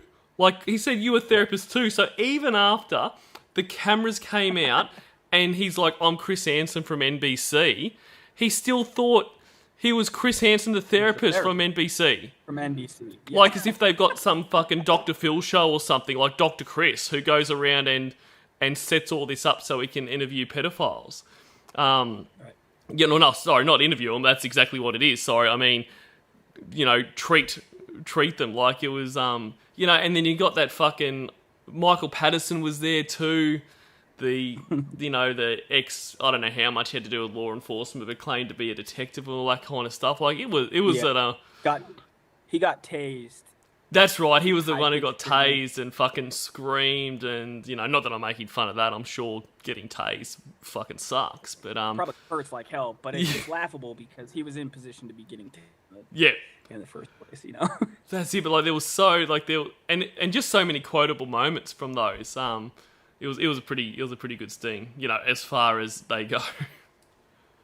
Yeah, I would agree. And that big tall weird guy and that guy that thought he was a cop and they tased him. So, wait. Barry just messaged me. Hold on. Okay, he said he's going to be calling shortly. All right, as long as you don't date Dustin McFetridge after this. Okay, hold on. And Dustin was Bowling Green as well, wasn't he? Did I get that right? Yeah. Yes, that's it. Another one. Amazing. I didn't go. Well, damn it, Lorne! I can't even say I didn't go like scouting. Like I didn't go looking to date a registered sex offender. Like, did you go through that whole episode and just call everybody? Did you call like Michael Patterson? Did you try to date all of these guys on the show? And then one was the only one that answered your call? I don't know how this happened. No. Did you check? Sorry, mate. Or her addiction. She needs to get counseling, get off the internet, or stop looking at the sex. That's it. Sex offender registry that's her downfall. That's it. I think Camp Vogel, that comment referring to the Bowling Green one, it was the final sting, and everybody with the television was aware of the show by then. So the Green Squad were the most oblivious characters of the bunch. And I think maybe it was one of your videos, but you pointed out, but Chris Hansen was like peak at this. Like, night, just so fucking cold. Not a whole lot, but Yeah. he was in top form. He was. Like, I mean, the whole of the Bowling Green one he was, but for me, and it might just because, you know, I've obviously focused on Lorne so much, like, he was the absolute, I mean, all of his stuff is good, but he was the absolute boss with the Lorne one. Just the whole way he strode out, you know, flipping the chat log back and forth, like, just so in control. I thought he was... reads of it, and Lorne, you just imagine the physiological things that's going on, because his world just came crashing down, and then reaches over, and the way he even kind of exhales and drops on his lap. Why would you think that's okay? It's not. That's it. It's just embarrassing that he's dunking on him over and over and over. Of course, it culminates when I saw Lorne for the very first time. God. Yep. Man, I've tried to explain this to so many of my friends and people I've talked to, and they laugh, but they don't get it. And that's why coming onto these streams and seeing everybody in the comments, it's like we're just one big community that you're like, oh my God, you get it. See, it's like I can't explain this in a way that makes you like it. You just get it or you don't. And sheriff's office down. Yeah, and that's it. Kayla, gone was. It's very hard to explain to anyone else, but you know, just on the that as well, like that's still my favorite picture of Lorne is like that still of where he sees Chris out of the corner of his eye, because he was so happy, so giddy, so happy with everything, but that he sees him out of the corner of the eye and his kind of head flips and it flips backwards for a second. That shock is just like, because I always think of, it's like in The Simpsons in that one of the earlier episodes where Lisa breaks up with old mate, what's the little Ralph Wiggum, and Bart's like pausing it, going, right, you can see exactly where the moment where his heart rips in half, and like that's what like Lorne is. Like I still to this day pause it there because that's exactly where Lorne's life changed forever. I don't know, I fucking love it. He's such a fascinating character that we're like, what the hell is going on in his mind to say that? But that still is the one moment where we know exactly what's going on in his mind. He doesn't quite understand it yet, but we see it. We're like, oh, dude, you can see the look in his face. Like it's just, his plan and crashing down, and I love that picture too. Yeah, and that was the other thing about the Bowling Green. Like, it even had the best detectives. Like, Catherine Reed is a fucking legend, and I still wish that she interviewed Lorne. Because not that they had to get anything more on him, because he coughed everything up, but it just would have been... Because her interview with Bald Beaver Hunter was amazing. Or even Dudinsky. See, I thought Dudinsky was really good with Dustin. Like, the way that both of them, they could just... get the relationship going with them. They could get them to trust them so easily. Like, you know, Dudinsky did the whole, you know, I know how it is, you know, I'm a chubby man myself and all this kind of stuff. When you think, you know, you're looking at him and Dustin like, well, you know, you guys aren't exactly the same. But he got right into it. I mean, to the point where, and I mean, Dustin, where he was like, you know, admits to having DVDs with CSAM on it, and he's like, "Oh, I'm gonna destroy them all." Like, yeah, I don't think you are, Dustin. I think that's evidence now, mate. Right? Yeah. No, that's good shit. Yeah, and you made one of your streams that I literally was like in hysterics because you're like, the funniest thing is Lorne coughs everything up in 10 minutes. I think I want an attorney. That's right. Okay, and even the guy interviewing him was like, okay. Because he doesn't care. He's got everything he needs. He literally, I mean, not that it changes much, because even if Lorne went in straight away and said, I want an attorney, like, all the evidence was there. But he literally ties the noose, puts it around his neck, kicks the chair out himself, and then says, I'd like an attorney. So, of course, the guy's like, sure thing, buddy. let's get to that one so he can, you know, smash you in the throat when you tell him exactly what you've already told me. Crazy. Right. The whole Green Squad or just Lorne? How did you find him? Just me. Actually, just me. All the stuff that's going on online. Are you sure? Are you sure she just texted you and she didn't text the guy with the cane that wanted to sniff the underpants? Lorne. I'm quite positive because I believe in her. I just don't understand. Where did you get her number? How did you text her? The most iconic Lornisms. I believe in. What does that mean? I believe in her. Yeah. What? That's it. Elaborate. It's right up there with, I gave you all my trust. Like, what does that mean? Like, why does that change anything? And what do you believe in? Exactly like you said, what does that even mean? Like, do you believe in her not to catfish you? Do you believe in her that she will actually come to Maine? Like, what are you actually believing in about her? It's just all these little throwaway lines he has that he thinks women want to hear. He thinks that I believe in you. Yeah, and he's almost shocked when it doesn't work. Like, he thinks, I'll say this, and they'll go, oh, Lorne, God, I'm so lucky. But he's met with what anyone would say, and just, like, nothing. Like, it's fucking... Okay. Yeah, that's it, pretty much, yeah. Like, okay, let's now go and talk about all of this disgusting shit that you do. I didn't text her. She texted me. How'd you get his number, Ramona? God damn it. Boy, if you don't say it, I'm going to have to. Yeah, she was hoping they could have skipped this part. Yeah. It came up. How did you get the number? I don't Your brother got understand. it from Emma. Your half brother got it from Emma. Your half brother got it from Emma. Yeah, but TJ got it from Emma, but... Because you saw him on the show and you thought he was handsome? No, just forget about that. Just forget about how... How did you get the number? Up the brakes. How did you find out who he was? She saw stuff online. And Tell the truth. Don't make me tell Lorne what you did when you were 7. Because I'll tell. I'll tell.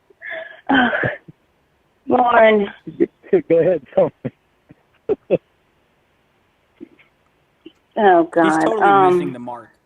Hey? He's, like, laughing right here, like, totally missing the emotion of the moment. Like, again, he just doesn't give a shit. He's convinced that he's a good guy, and never even meant to do it. And go ahead, tell me. That's it. Because it would deflect, right? It's like, yeah, tell me what funny shit did she do.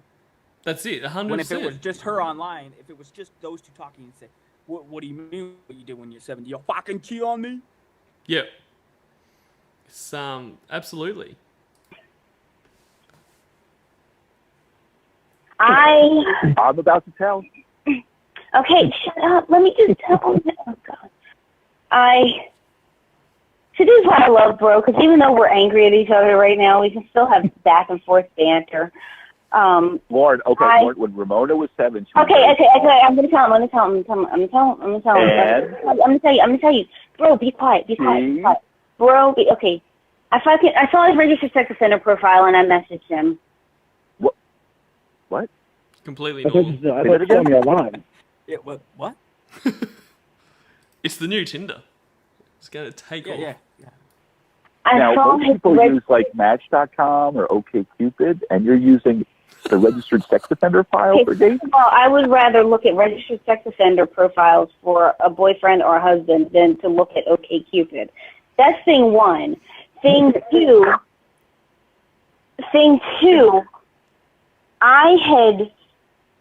Mom was talking about the show, and she was just like, she was just amazed. This was like roughly maybe about a year ago. Mom was talking about the show, because like I think like Daddy had gotten it to her for her on DVD, or like she was watching episodes online. I don't know. She was doing something. She was watching the show, and she had just mentioned it to me and said that I need to watch some of the episodes. I need to watch, just because it would be entertaining.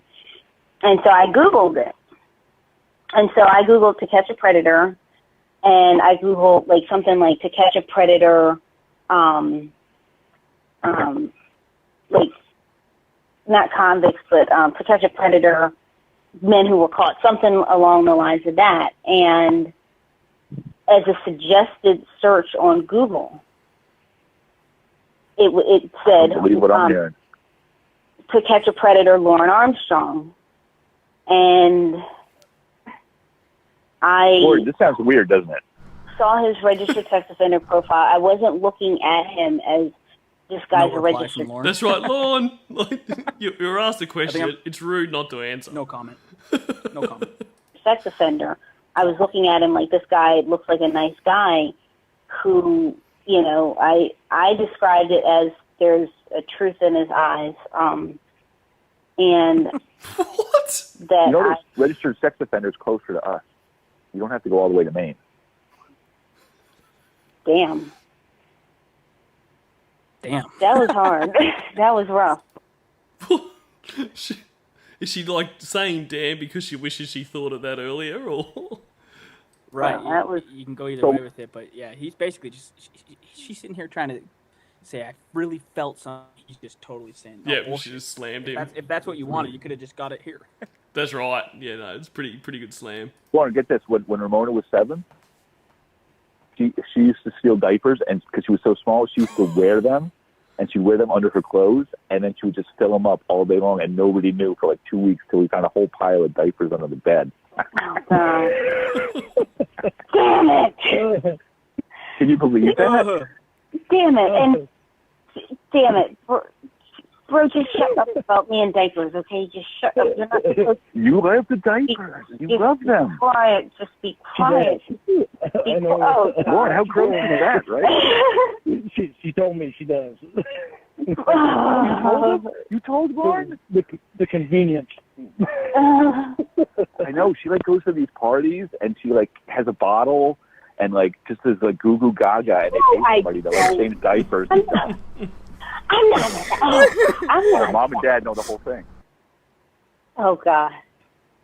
Mom and dad know about that, like that adult baby stuff you're into. It's so weird. Lauren, one way Hey, I'm just being honest. or the other, Honest. Lauren, one way or the other, you're gonna cause me to like completely be like ostracized out of my family, one way or the other, and I'm just gonna blame you. I had. Like, he gets so giddy with this. And look, I don't know if I'm totally on board with, you know, he's got a diaper fetish or a, you know, toilet fetish or that. Like, I don't know if I'm completely on board with that. But I don't know if he just gets so giddy about it because, you know, it's talking about, you know, obviously that... Like, yeah, I don't get it. I don't get why he gets like this. Like, is it just because she's got something weird and I want to be really into this because then it can be like, hey, you know... You got some weird stuff to you, or Yeah, I think if you go back to remember at the very start of the call, she's like, "Hey, bro's about to call, and what I want you to do is convince him you're a good guy." And you hear the trepidation in his voice, like, well, "How am I supposed to do that?" Well, he's always got a mouthful to say when it's just those two on the phone, and he's popping off on her. But I think what it is, and I agree with you, I don't know that there's necessarily this whole fetish, and I think what they're doing here is really smart. Is they know the therapist is about to come on and just shut him down. And so they're kind of, at some point, and Lorne doesn't do a lot of things that make sense, but at some point you would just, if you're just dunking on him over and over and over and over, he would just be like, I'm done. But they're kind of making him laugh and being jovial to kind of bring his spirits back up because they know that's all you got to do. A couple of comments, just get the attention off of him and his crimes and his past. And he's acting like he's all good to go. And that's a good point. Look, and especially in this call, he would probably be. He's just happy to be talking about, like you said, anything other than his past. So they could talk about anything. But there's been other calls where he talks about it, and he does sound quite excited. But I just think it's because we're obviously talking about her diaper covers the area that he's really interested in. So he's enjoying that part of it. I don't know if it's necessarily like, oh, he loves diapers. I mean, I just think he loves fucking anything sex. Like, he would literally take whatever he can get because he's never gotten it, in my opinion. Drop a Caribou. Yeah, I agree. Drop a Caribou said, I don't think he has a fetish. I think he'll go along with any. Yeah. I think that's exactly what I think too. I mean, I'll probably change my mind in a couple of days, but at this stage, I agree. I think it's just anything sexual, he'll go along with. Right. I mean, You should see her. She puts on a bib and she's like Goo Goo Gaga, and they call this woman like school feed, like a whole group of them. Oh my gosh. It's like a whole and he's laughing thing. at it, but it's like if somebody said that to you about your girlfriend, you'd kind of be like, Really? Kind of more one of those where you're like, I'm gonna take note, and that's the kind of talk about on the side. But he's just acting like he's been told a really funny joke. Yep, absolutely. Like he's just giggling along. Let's just keep this train going. We've had 2 or 3 minutes where we haven't talked about who I've ripped off or whatever other crimes I've talked about. So this is awesome. Let's ride it. Let's ride this train. Your phrasing was right. Other crimes I've talked about. You got to remember these are that he unintentionally committed. That's right. That's right. That guy never even meant to do it. What? Yeah, so the next time you buy your favorite almond milk, I am going to... what am I going to do? I'm going to... Oh, yeah, I know what I'm going to do. Put it in a bottle and steal it? Oh, God, I didn't mean that. Well, I was going to say I was going to put a diaper over your almond milk if you wouldn't know Hilarious. or not. But, Baby bro, thirsty. oh, Can God. you believe that? She's into that diaper stuff. Holy crap. Weird. Your boy is hilarious, Ramona. But I'm just telling you anyway, the truth. see, you've got to like Lorne. He's got a great sense of humor. And that's one thing, no matter how mad I've gotten at him, I've always said Lorne has a great sense of humor. Oh, Lord is hilarious, but the doctor is like handsome. He's got that full head of hair. He probably makes $1 million a year. He's got a car and he's into you. And then Could you imagine being Lorne in this situation? Just hearing, being on the call where her brother's just talking about, you should be with this guy. He's got all this and this and this and this and this. I mean, he's exactly right. But how awkward would this be while you're sitting there like, oh, okay. It's just another Lorne. Another blow to Lorne. Another punch. got the therapist who keeps He calling doesn't and make $1 calling. million a year because I know how much he makes. I overheard him doing... Lorne, seriously, you sound like a great and guy. it's not- You sound like a super guy. But if, let's say Ramona was your daughter, would you want her to date a doctor, or would you want her to date a guy she found on the registered sex offender list? I mean, objectively, take yourself out of the picture. Who would you rather have your daughter date? Whoever makes her happy. Huh? Yeah, but You know what? know. What's What funny did about he actually that? just say then? He said, if this were your daughter, who would you want her to date? And the funniest thing is, Lorne actually gives a good answer. He said, I just want her to whoever makes her happy. Yep. But then you just think about him yelling at her and just all the shit he does. Michelle Simpson and this, that, and Debbie, Winnie, and it's just like, yeah, okay, well, that's not going to be you. But the irony on that is good answer. But then you just remember this is fucking Lorne Armstrong. Yeah, And that's not going to be you. Exactly right, and you are right. It is a good answer. It is the right answer. Like, I mean, money and all that isn't everything. Like I'm not a money girl, but I mean that's the thing. I mean, being happy with someone, that is, the most important thing. But what in that situation he's talking about himself, and I mean I can't believe he even think that that's the right option. Like deep down he must know, nah, she should be with the doctor.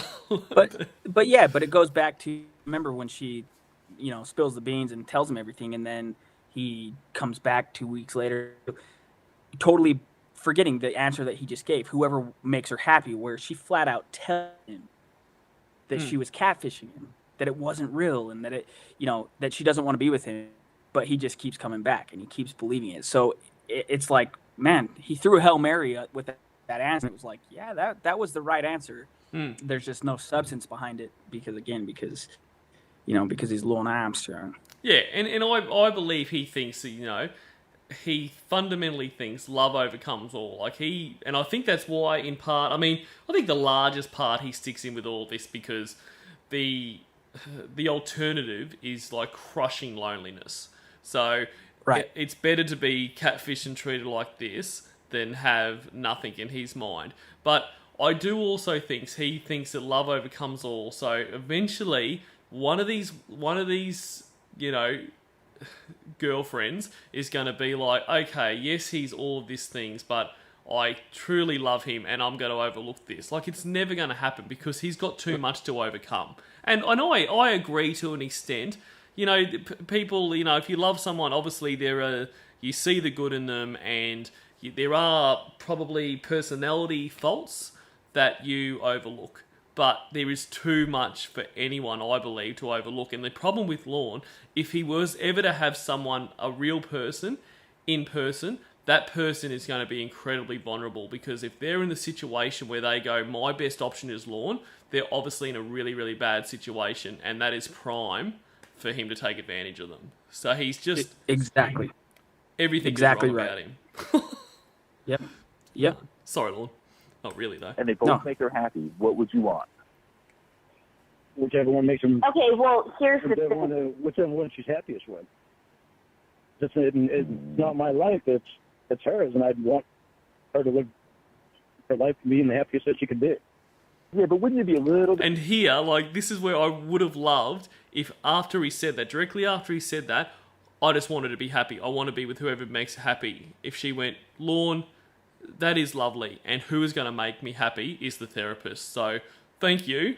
I'm glad, because he would have lost his fucking shit, Right. The gig's up, make him put his money where his mouth is. Exactly, again, because it's the right answer. But that's it. And if any of this was legitimate, what he was saying, and if she genuinely said, I do wish you all the best, Lorne, but I've thought about this and I want to be with a therapist, he would be like, no, like he does, got all indignant and... You're going to fucking cheat on me? That's it. She's like, we're not together, and I'm going to go, you said you would date the fucking doctor, the therapist. Yeah, I lose track of who's who, but it's like, yeah, you just said, again, we go back to it, it's the right answer. What makes her happy, but there's an asterisk with it, because in his mind, it's as long as it, suits my needs. Yeah. When is the cheating on me with other guys going to stop, Ramona? I mean, that's the thing. If you've got to ask your partner, when is the cheating going to stop? It's already over. That relationship. Okay, wait. The doctor does not make $1 million a year. I overheard him say how much he makes. I overheard him say how much he makes. Versus RSO. I mean, come on. No, but he didn't even make $1 million last year. He made $868,000, which is not $1 million. And I overheard him say that when he was doing his banking. Lorne, what do you do? That's so subtle and brilliant from Ramona, because when Lorne's alone in his place, he's drunk at night and he's just convinced she's cheating on him, those comments he draws back on. She's been around him in a position where they were talking about an 868, that's a lot of money. Yep. Fucking doctor. 100%. I couldn't have said it better myself. And then that's the thing. And the other thing it highlights is how much he is trying to be on his best behaviour here. Because you just got to know what is going through his mind right now is, why the fuck were you so fucking close to him to hear that, Ramona, you fucking slut? Dude. That is what he's thinking. But he's just sitting there like a little 100%. Schoolboy. Yeah, exactly. And that's why she's doing it. It's really, really psychologically, it's brilliant, because, the call when... Hey, Lorne, 2 minutes. I gotta go because he knocks. Why is he knocking so fucking loud? It's you're barging territory. But right now, exactly, she's saying that because she knows that that's something that's gonna piss him off. But he's gonna be able to yell at her now on it. He'll just think about it later and get mad about it later. That's right. It's another example of just the really smart things they've done with the catfishing, because it's the perfect scenario. Because either he's sitting there basically tortured by the fact that he's pissed off at hearing this, but he can't say anything because he is trying to impress bro, or it annoys him that much that he fucking rages, which is also amazing. It is a win-win situation. Exactly, either outcome. And Ramona, whoever played Ramona and Emma and all of these people are so talented, but the easy, I'm sure if we were to talk to them, it's like, he kind of made it easy, because you can say fucking anything and just see where it goes. So give him credit for being able to adapt and go with it. But yeah, it's just, I love that she said that. No, he doesn't make $1 million. He makes 868,000. So that's not $1 million. As though it's like hang on, the doctor's not that great, but Lawrence just, he's seething like 800. Fuck. Absolutely. Absolutely. I'm actually starting a new job. The law, but not a whole law. Oh, yes, what? Driving truck. Cool. Job. Like delivery stuff? Cool. Yeah, well, I've been delivering water this time. Delivering water? Water. Yeah, So who are you delivering? Who are you delivering water to? For Nestle, well, A. Pyle is who I'll be working for, but they got another contract for Nestle. Oh, okay. Nestle. Yeah. Dewey Pyle. Yeah, they're actually growing quite a bit. All such irrelevant details, and he falls right into the trap. Because if the point is like, if you were really Lorne and you're in this somber state and you really love Ramona, you would be asking questions about him. Yeah. You wouldn't feel like, fuck. I drive truck. I do it for, this. They don't care, and nothing that you're saying is gaining you any traction. No, and that is him. Everything is That's him. Needless information. Like, I mean, the thing is, I deliver water. That's basically all anyone needs to know. No one needs to know that it's water for Nestle, who, the contract is with this other company. No one gives a fuck. I mean, if someone asked you, what you do, you say what you do pretty succinctly. Like, you don't go into these, but everything is like just these long, boring explanations where you just must be, like, the people on the other line must just be thinking, shut the fuck up, Lorne. I don't care. I asked you a question. Like, just give me a normal fucking answer. But I think it's just filling dead air. Like, he doesn't want dead air on the phone because he wants to be on for hours and hours and hours. And if you have dead air on a call, even people that are catfishing you are eventually going to be like, yeah, okay, I'll talk to you later. So he just wants to fill it all up with bullshit. Like, I mean, there was a call where I'm pretty sure it's Ramona where he's like, taking off my boots. And like, I mean, no one cares. Yeah. Take your boots off. Like, fucking, oh, man. You've pointed that out in some of the voicemails that he's left. It's just like, you were like, I would call and say, here's what I called for. Call me back. If they don't have your number, you leave and then you go about your day. But it's just this long, needless explanation. But again, it unintentionally traveled to the Sting house, and here he's just kind of unintentionally going off whatever tangent about, it doesn't matter. What do? I drive truck. Exactly. Enough, but that's it. And I mean, if you want to say you deliver water, say deliver water, but no one cares who the parent company is and all this kind of shit. Like, especially in this situation, like, different, like, if you're, if you are having a conversation with your partner or whatever, and they're like, oh, who actually has a contract for that? But you're on a phone call with your girlfriend's brother who fucking hates you. Like, now's he's not been the ripping time. you the whole. Yeah, exactly. Talking about you stole money, you're a child rapist. You could have just had a sex offender here locally, Ramona. Yeah, drive truck. Yeah, time and place, motherfucker. Would you like drop it off at like a business and stuff? I'm not exactly sure 100% of where I'll be delivering to yet, because I just took my driving test with them today, and got my physical and I did my drug test, and I'm not 100% sure on everything yet. I won't find everything out probably until next week. Yeah, he'll fucking find out next week how he's related to Abe Lincoln as well. Yeah, that's right. But it's always, I mean, I don't know if he actually has this job now or whatever, but the amount of times he'll talk about a job and it's like all he's done is put in an application and he's basically like, I've got it. Like, he just always, and it's the same thing like, if I started my sewage business, I could have that. Like, it's if. Like, he's never anything there. If I flick that switch on the wall, a light will turn on. It's that.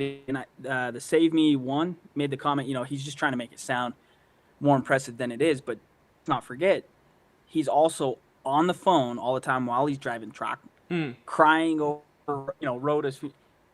Like, I get that driving a truck's probably not the most entertaining job, but it's like he doesn't fucking take his job serious because like you got to be where you're at, right? If you're at work, be at work. If you're with your mates, be with your mates. If you whatever you're doing, if you're streaming, be streaming. You know, like he just has no respect for his job. That's why he doesn't give a shit about how he uses his money. You know, and Emma needs to get a fucking ticket. And well, how much money does Nick have? How much does Debbie have? Or, you know, Casey have? And it's like, it's just because he's not taking anything serious. Because he's just a victim of circumstance, and the world owes him.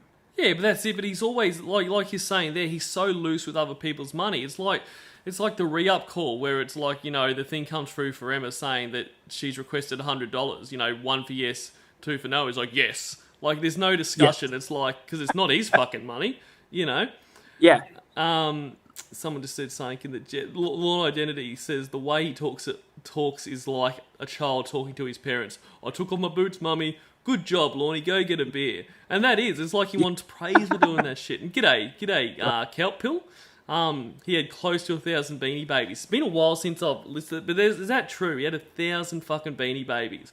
And these were the ones he thought he was going to sell for. And I mean, that's good timing with what Kelp said there. Like, it feeds into this. Like, that Beanie Baby saga, right. He thought he was going to make fucking millions from it. Like, he's always got these grand plans, and they're just stupid. He's a stupid They're just in the man. back pocket. There's a time to play the card. He just needs somebody to love him. They can give all his trash. Yeah. And the funniest thing is, you know, when he tells Emma and Dan, like, well, he's clearly like inebriated. Like, let's do this. You guys come out here to my fucking yard sale. We'll split the profit, half and half. But there's fucking 3 of you, Lorne. So how are you divvied up? Like, I just laughed at the other night. And even that, you know, we'll split it, and it's all profit because I didn't pay much for it. But you still played something, so it's not all profit. Like, by definition, it's not all profit. I didn't pay a lot for the shit I have. So you guys come out here, we'll split it 50. It's just another way to try to get people to come to him, really. Like, because it's gonna make him look good in Mom's eyes. Yeah. And you know, he's like selling shit like that shitty old big fucking multifunction printer that's sitting outside. Who wants a fucking printer that's been out in the elements? Like, oh man, seriously, he's such a dickhead. They don't run a background check, but Lorne, you got this. If they don't, you got this. Like, congratulations. As long as you like don't have to deliver to schools and stuff, it'd be cool.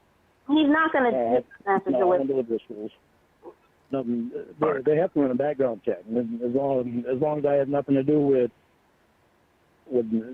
killing somebody driving drunk or something like that, then I'm like good. And you don't have any DWIs or nothing like that? I have a DWI from 2006. Just go right for the jugular. One thing I have on my record is a DUI. Yeah, that's right. As long as I don't have that. Oh, so you don't have any of those? Oh, well, yeah. Yeah. It's like Lorne's got, fuck's sake, man. Can't you ask me something that'll make me look good? But you've never stolen? Well, I intentionally took money. Like, have you ever had a DUI? I have. Yeah, that's it. He probably didn't mean to do that because he was just trying to take Lorne home or pick up. What is it? He's trying to pick up Roy. Or he's just even in that scenario, trying to still make himself look good.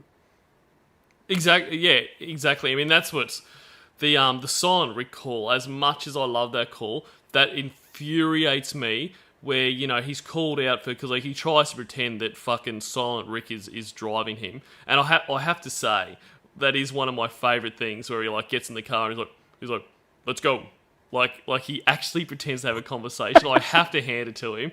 It's shit, but it's very good. Like for him, it's very good. It's very short sighted because as it's soon found out when they say, you know. Put Rick on the phone, have Rick say something, well, Rick doesn't talk. I mean, it's so short-sighted. But then when he's getting there and they're like, Lorne, you're driving drunk again. And he's like, oh, but it's for Mom, you know. Like, that makes no fucking difference. Yeah, reason. He was so drunk that Rick was invisible. Yeah, but then he goes further than that. And not only to say, oh, but it's for Mum and Mum comes first and all this kind of stuff. He's like, it's for Mum, you know, if I don't care if I die. That's not the fucking point. No one gives a fuck if you die, Lorne. It's if you kill someone else, you piece of shit. But he can't, like, he couldn't see that. And even when it was pointed out to it, he just kind of brushed over it. Like, I think they said something like, yeah, but what if you kill someone else? It's like, oh, I'm not even that drunk. Like, you're drunk enough to invent an imaginary person where you think these people will just be like, oh, okay, Lorne, who has no fucking friends outside of Tony, who can barely stand him, suddenly has someone who is going to come and pick him up and drive him around, and they're not going to call him out on that. So, Yeah. you know, you couldn't have been that fucking sober, you dickhead. That's what his brain came up with. He asked, hey, let's hear from Rick. That's no different than Ramona. Call Jenny from Walmart, and then he just like, okay, and then hangs up, and then calls back 5 minutes later. You're doing this to us. Why are you doing this to us? Then I love that. He's out of cards to play. Fuck it, I just got to get mad now. That's it, and that's his default. He's like, oh, fuck, that didn't work. Okay, it's time to rage, you know? That's his brother's fault. That is his brother's fault. It's my fault because I should have told him no. I should have told him to walk. But I didn't want him to walk on the road drunk. So that's his brother's fault, you know. But I also didn't think I had any alcohol in me because I hadn't drank for. Oh, g'day DJ Payne, and this photo is by Winnie's boyfriend / husband. 6 or 7 hours. I thought it was all out of my system. Yeah. It's not your fault then.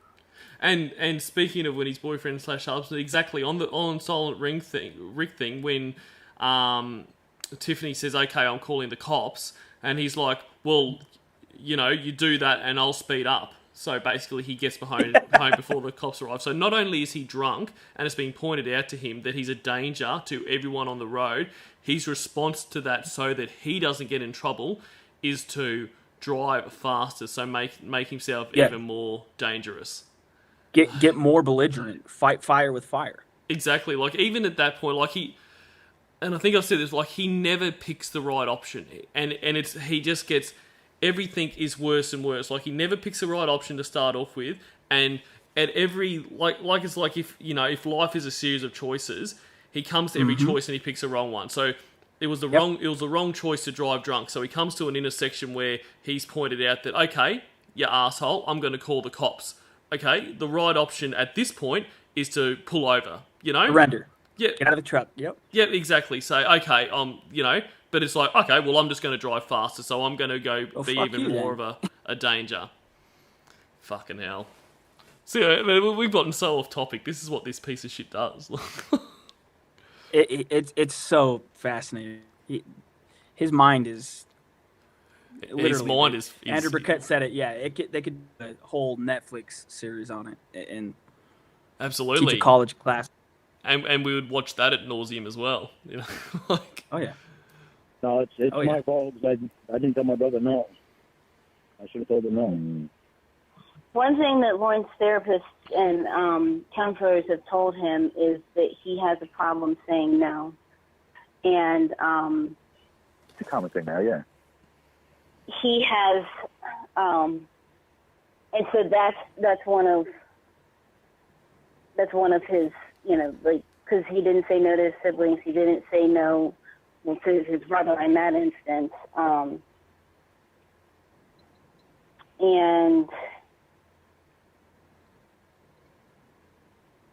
so you know, so that's what happens with that, is that. Dude, your brother, Lawrence, sounds like a piece of work. He gets you in trouble, and then he doesn't give you food. Like, what's up with that? Yeah, why is he such a jerk? Yeah. You got a what? I've got a hell of a family. Okay. How many brothers and sisters do you have? 4 brothers and 1 sister. 4 brothers and 1 sister? Are they all like that? Nope. I get 2 that look after me. He T. Davis in the chat, hit a house, crossed off the bucket list. and his one brother, I don't know if this is the one who you drove home, but his one brother has like a handful of DUIs. No, that's not the brother that I drove home. Oh, It's the Ada Brada. What was that, mate? It's the Ada Brada. I'm not usually a driver at night. Oh yeah. Put them in the refrigerator. Put that in the fridge. My excuse to come Put that in here. the fridge. Yeah. My excuse to come here. I'll see that other brother. I'm not a driver at night. Yep. I fucking love it. Such a He's predator. pretty fucking funny too. I don't know. Lorne seems like a good guy, but I'm still thinking one of those two doctors might be better. I'm sorry, Lorne. I'm just looking out for my sis. I understand. All I want is a fair chance for you to actually get to know me. I mean, you got a burrito and you got like a whole steak dinner, a vegan steak dinner with seitan and stuff. I mean, what would you choose? I would definitely take the vegan steak dinner. See? And that's what the doctor is. You're not the vegan steak dinner. Oh, dude. I forgot about this bit in this call, but that is so perfect what Bro said there. And Lorne He completely... thought he nailed the answer. That's I would it. definitely take the steak dinner. That's it. And then he's like, fucking Vegan hell. steak. And you're kind of more like a burrito. Like kind of, wrapped up and doughy. And Lorne's thinking is probably, well, the right answer is the vegan steak dinner because, burrito's not real good for you and I'm trying to be vegan, so... Trying to be vegan. Yeah. Oh, Yeah. That's really good. I'd go with the vegan steak. Just my 2 cents. No offense. I would go with whatever Ramona wanted me to go with because Even he's Well, laughing. now, okay, hold on. Let me backpedal just a little bit. Beep, Yeah. beep, beep. Yeah, no, let me reevaluate. Okay, that answer wasn't good enough. Just do whatever Ramona would fucking tell me to do. Yeah, and he can't even get out, like, he, says, I'd go with whatever Ramona wants, but even he can't get out that line without laughing because he knows it's fucking ridiculous. It's a nervous laugh that he's just like, fuck, I thought I aced your pop quiz there, bud, but whatever. being epic. And he's not a He anymore. wants me to be vegan. He wants me to be vegan. I'm going to be vegan. And it doesn't bother me. It's food in my stomach. We kind of got a little bit of a mini syllable there, strangely enough, and it's probably just because he's not talking as much in this call, but there hasn't been that many. Vegan down. Like, Yeah. get more of those, Lorne. Come on, it's letting us down. Yeah, It's not his exactly. fault, though. Yep. And I think he isn't drunk here, or at least he hasn't had much to drink, because I do genuinely think he wanted to put on the best impression he could. So, and it's when he's raging and when he's drunk is when the many, oh my God, you know what I'm saying, mini syllables are at their worst.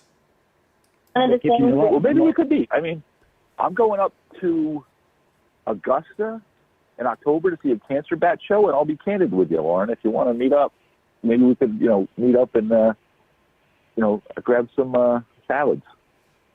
Whoa! Stop the presses, pull the curtains, and reveal yourself, bro. I'm shocked. I can't even We could talk some salads, too. pull the I can tell you curtains more back and diaper let me stories. see who I'm talking to.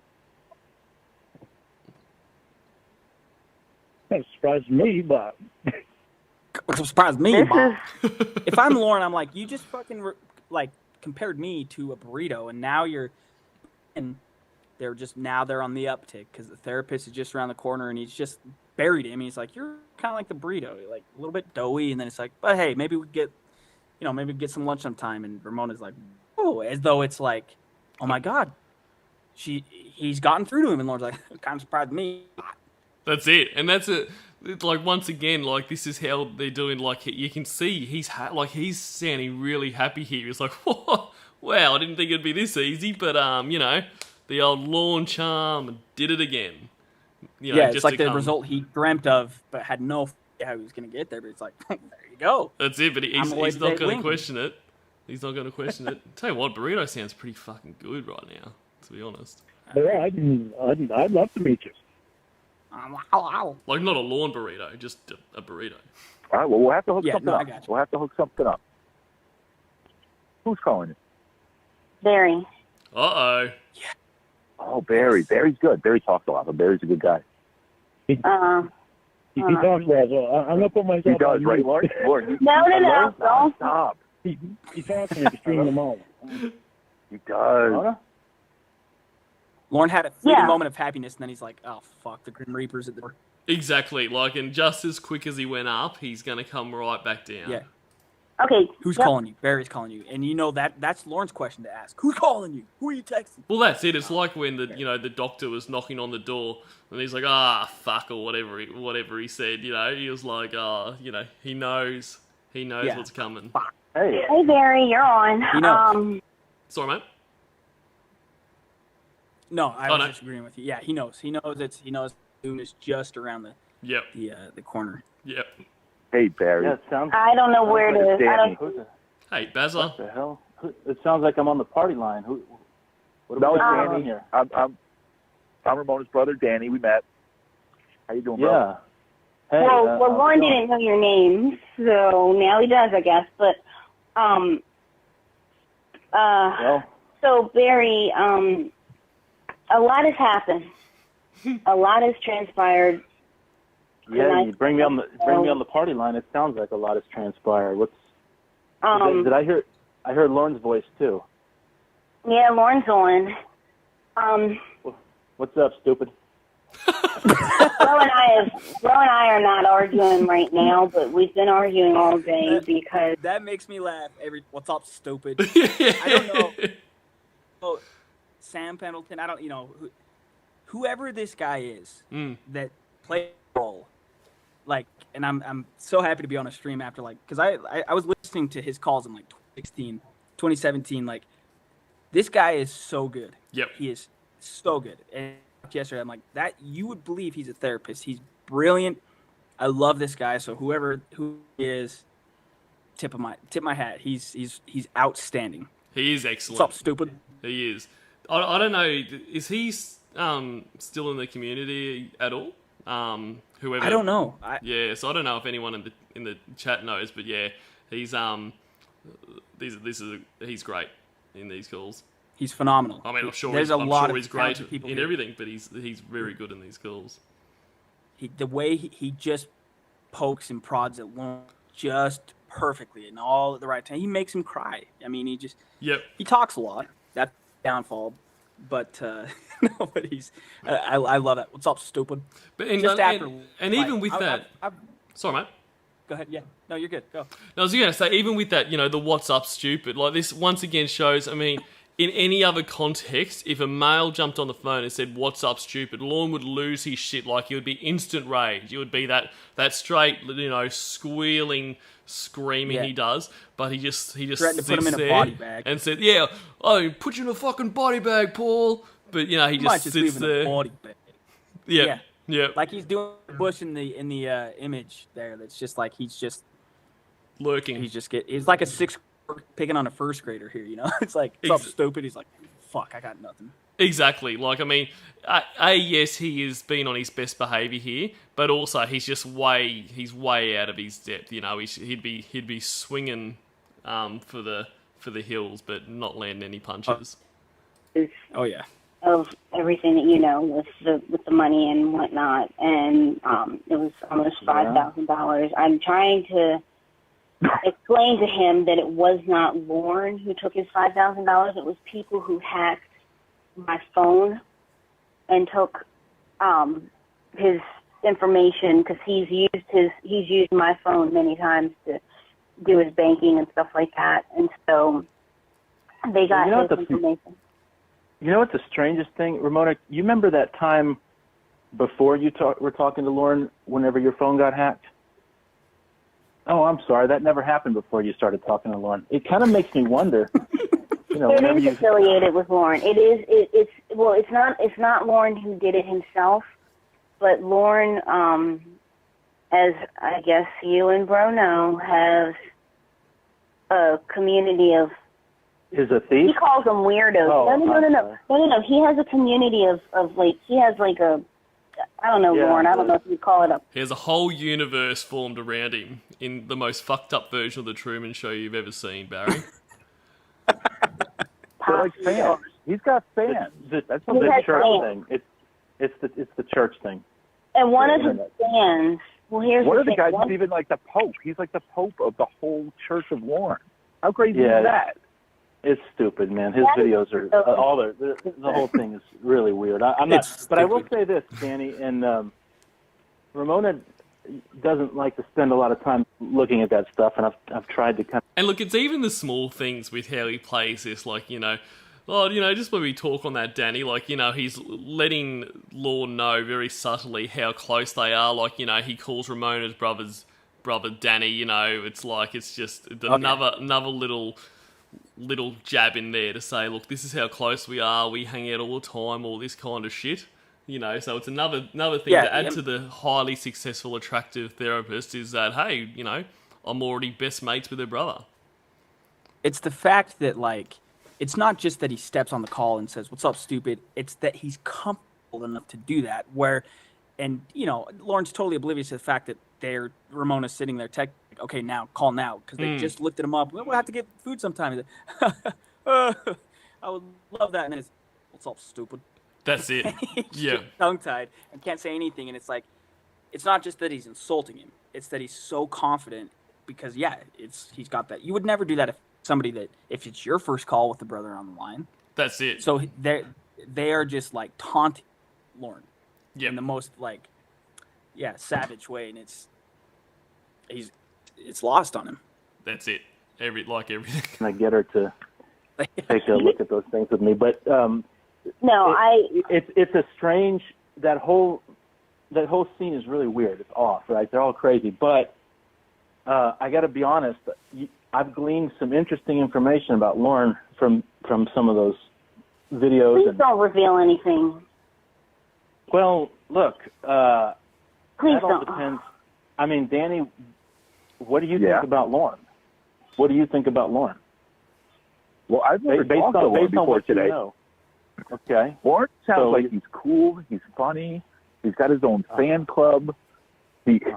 I like hearing him laugh at the diaper stories. Sorry, I don't know if Barry knows. That's all.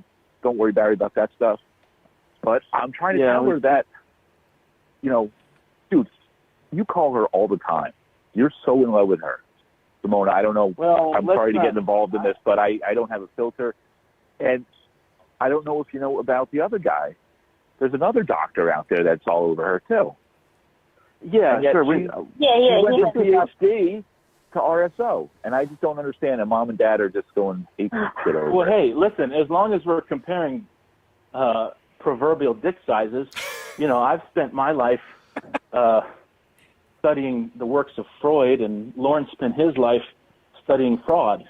So if we're going to compare one guy against another like that, I'll put my credentials up against Lorne's. You heard what he said, or maybe you didn't hear when he told, you know, he didn't get food. He did all that work for his brother. No, Did you realize that, Barry, that he didn't get food? Like, maybe Barry can be turned around too. I don't know, guys. You know. And all he wanted was some dinner. Are we back dinner. to we're back to the meatballs again, Lorne? The meatball. Is that what you pulled out from he did didn't all get this work and you didn't get a meatball. I mean, no, guys, but he didn't back get to the meatballs, the mac and cheese and the deviled eggs, and that upset Ramona, him. And you know what a dear you are to me, Danny. What I know about you, you're a good guy. You know that I think the world of your family, and I've really enjoyed getting to know your sister. And when it was a wonderful experience. They're wonderful people, and obviously they raised some great kids. So you know they're fine people. But for either one of you, for even a second, to grant Lorne an ounce of immunity from the life that he's lived and the things that he's done because of some goddamn meatballs is beyond the pale. I cannot understand how he's pulled the wool over either one of your eyes. Barry, it's not just meatballs. There was mac and cheese. Not his fault. And meatballs. Not his fault, though. It's not his fault. And he hasn't said a word. Not his fault. No, and look, really, Lorne should have piped in here and said, well, you know, thank you, bro, but there was also deviled eggs. I'm not sure if you're aware of. Has anyone, you know, is anyone aware of this? Like, there was 3 things that he was denied. Barry's not playing with all the facts here, you know. Exactly. But it's so funny what they're doing to him because now they're showing, hey, Lorne, we got you. It's 3-on-1. we're both on your side, as though he's convinced the bro. This churning engine that's just dying out and it's going nowhere because everything they say to the therapist, well, Yep. you can't be bothered by it. We're back to the meatballs again, Lorne, and Lorne's just thinking like, come on, guys, convince him. Exactly. Yep. So I don't know if you're being sarcastic, but I'm not, because his siblings used the hell out of him, and he's told me this for months and months and months. I mean, that was one of the first things that he told me, was that his siblings used him, and that really messed him up. He's the youngest of 5 or 6 ones. Let me explain something to you guys. I don't know. Barry, he's the youngest of 6, and he's told me before that he's idolized his siblings. And I mean, I don't want to say I idolize Bro, but I really admire him and I really respect him.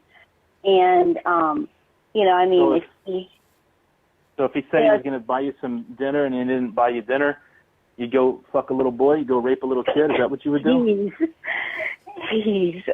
Well, no, but would you? Why not? Stuff at that time. Wouldn't you? Would you? Within your rights. I mean, he said he was going to take you and buy you some vegan stuffed peppers, and he didn't. So, let's go find a little kid and kick his head in or something. Don't you find it But put me down when you're going with your own profession, in the codes of your own profession? it didn't And now here he happen like comes. Here we He's go. finally ready to. Yep. He's finally ready to start, and I just feel like what he's got loaded in his chamber right now. Exactly. It's stuff that he's therapist that he's just regurgitating that, like, the codes of his own ethics, this, that, the other. Now he's gonna start trying to, play checkers on Barry, but Barry's just starting to play chess. He's 5 like steps I said, ahead. whoever played this Barry, he's sharp. He's really, really smart. Absolutely. What did you say, Lorne? Because don't you find that a little odd that you're constantly trying to put me down when you don't even stick to the codes of your own profession? I'm not operating in a profession. See, Lorne must have felt like fucking nailed that. You have the codes of your own profession. That's it.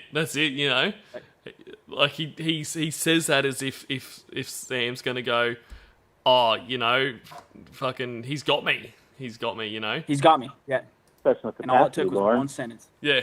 And I don't have a problem with putting you down at all. I kind of like it, in fact. And when my kinda therapist like told it, me you weren't operating in any professional capacity.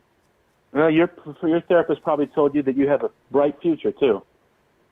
Not all therapists are created equal, buddy. That's right. My therapist did tell me I have a bright future. You know why? She knows how to be a therapist. Because her job is to make you feel good about yourself. My job is to tell the truth. Exactly. And that's what Lorne, I think, believes. He thinks, a therapist is there to, pull him up and that. And like, sure, that is part of it, but they're there to get to the crux of the issue. But I mean, and right. I cannot believe. I mean, obviously, I've never been a part of his therapy sessions, but I cannot believe that any therapist has said to him, "Lorne, you've got a bright future." Yeah, and if they're trying to paint that to him to give him, like, if you can change your behavior, that's life. Like we talked about it earlier. You can learn from your mistakes. You can that whole thing there. But I just don't feeling that when he leaves the session that the therapist is like watching him out the window, just thinking, God, he's so close. Yeah. He's he just needs people to treat him a little bit. No, they're probably just like throwing their hands up in the air, like I don't know, like what else? Like they're wondering if they really really help him. Absolutely, and you make a good. He makes no effort. No, and you make a good point there, because this is everything. Lorne hears what he wants to hear. It's like when he says, probation, Correct. needs you to come here to prove that you're real. No, probation need to know that these are real people, and more importantly, they're not underage. That's what probation needs to know. So when they say to you, we need to know they're real, they're not saying, Lorne, they need to come here to be with you. They're saying that we need to know that they're real. Like when they say, all that's what they say. And then he'll talk about how, probation are there for him. Like, no, they're not there for you. They're there to protect people from you. And so what he's probably heard... Yeah, and what he's probably heard from his therapists are, Lorne, if you do these things, if you engage with class, if you engage with us, if you put things in place to stop drinking, to stop this, to do all that, there is positivity in your life. You can move forward in some aspects, but he hears that you're going to have a great life. You're going to have a great life, Lorne. Don't worry about it. Like that's, he hears see, they believe me. They just don't fully know the story, but they see the goodness in me, so it must be there. But it's really just like, dude, at some point you have to make the effort, and I think obviously that's what they're kind of saying. And so, and think about it, like he clearly tells his therapist what Ramona, who's not even a real person, what her who's not even a real person is saying, and I don't know. I wonder if some of them are in the chat room, right? But they must just be thinking, like, what the fuck is going on in this guy's world? And so, look, we're going to have to do this over 2 parts because there's a lot of this call left. So I do have an episode of the Lorne reality show queued up. So I'll play for a bit more, but I've probably got about another 20 minutes before where I'll cut it off. Yeah. So people in the chat, would you rather hear another 15 or so of this, or would you rather an episode of the Lorne reality show and we'll do the rest of this in another stream? So let me know what you guys want to do. You're looking to put people down. I call it like I see it. I call it like I see it. Let me ask you a question. You don't listen to people because you talk too much. I'm listening to you right now, and all you're saying is, I want you to stop putting me down. It's just like we said in the last time I talked to you, Lorne, and at the end of the call you kept saying, Barry, you're a loser. Barry, you're a faggot. Barry, you're a loser. So in the first place, I had to do that? Because what did you tell Ramona? You told Ramona that I was a loser. You did it because you're a professional hypocrite. So it's all right for you to do it. But let's focus in on that for a second. Why don't you tell me what makes me a loser, and then I'll get my turn to tell you what makes you a loser. And Danny can hear it, and he can be the judge. How about I do that? I got an open mind. Yeah. How about I do this? I don't want to talk because I don't even like talking to you, Barry. Well, get over it. Talk to me anyway. Tell me what makes me a loser. Or no, I wouldn't. Back up your words. I'm a loser. Tell me what makes me a loser. You're quiet all of a sudden. Did Lorne connect? He's not talking now. He's talking. I'm here. I don't care to talk to Barry. Barry just gave him the stage. Yep. He gave him the stage. Nothing to say. That's it. He's got stage fright. Well, fine, Lorne. Just tell Barry a chance here. Have an open mind. Tell Danny what makes Barry a loser. You don't want to talk to me? Tell them what makes me a loser. We're all listening. Laura, I know Barry a little bit, and he seems like a nice guy. What do you mean he's a loser? What makes him a loser? No, guys, listen. Lorne just, you guys are just angry, and everything is great. Everything is perfect. Everything is wonderful. I'm not angry. I'm Everything is perfect. Out. I just got $5,000 stolen from me. But you're going to get it back, and everything is great. But the basic thing is unrelated events, not that great. Why a $5,000 windfall. Lorne's going to be like, hey, baby, I just bought $5,000 worth of cheap beer and cigarettes. All right, so we'll do a couple more minutes of this, and we'll do an episode of the Lorne reality show. So I think the majority in the chat were saying that, and we're going to have to come back and do the rest of this anyway. We're obviously not going to get through it all, so we'll have a couple more minutes of the therapist brilliance because you guys have all learned that, and then we'll finish laughing at this dickhead try to cook something. It's going to be okay. And you know what? And I'm going to tell you something. Because I had asked you, Barry, when you were my therapist, I had asked you, and I mean, and I still, I still like the fact that you do give good advice. But I had asked you before if, when Lorne won the lottery, would all of our problems go away? No, if Lorne won the lottery, all of your problems would be gilded with gold, but Lorne's not going to win the lottery. So why don't we operate in the realm of probable reality? He's not going to win the lottery. He's not going to win any singing contest. He's a loser, and he's always going to be a loser until he decides to admit to himself that he's a loser. Okay, or maybe there's a chance he'll change one day. All right, I reckon that is the perfect place to stop that for this stream because the therapist just laid it the fuck down. Especially with the line, if he won the lottery, all of it would be gilded in gold. Or, I mean, he said it much better than I can. So, all right, I reckon we'll pause it there and let's go and enjoy a bit of reality show. Anything on that you wanted to say before we moved on, No, Lorenzo? Yeah, no. I think it was perfect. It's just, what comes to mind there. He's a loser. He's not gonna, we all are having a laugh at Lorne. If he just had a repentant state, I think you and I kind of talked about it a little bit. Like, that's all you can ask for somebody. This would all at some point just kind of dissipate, but it's just his inability to, even as somebody lays it out in front of him, to his inability to accept it that just keeps us coming back and Absolutely. keeps you kind of looking like, absolutely. What other fascinating things does he, can he do? But yeah, no, I think that's a great spot. Yeah, awesome.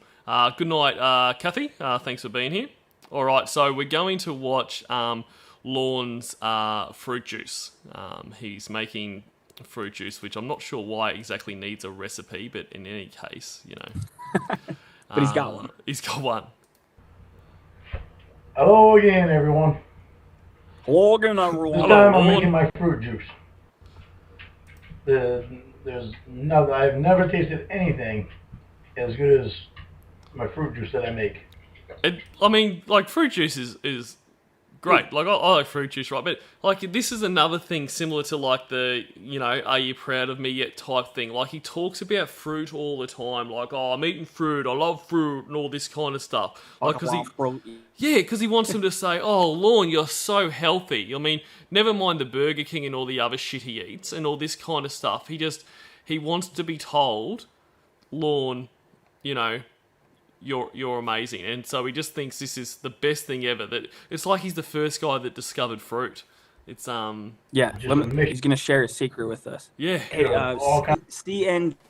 CNJ Dev made a good point, because I said inabilities. It's not his inability, unwillingness to, kind of just look in the mirror. So I did want to acknowledge that. And then the other thing is, are those bananas like rotten?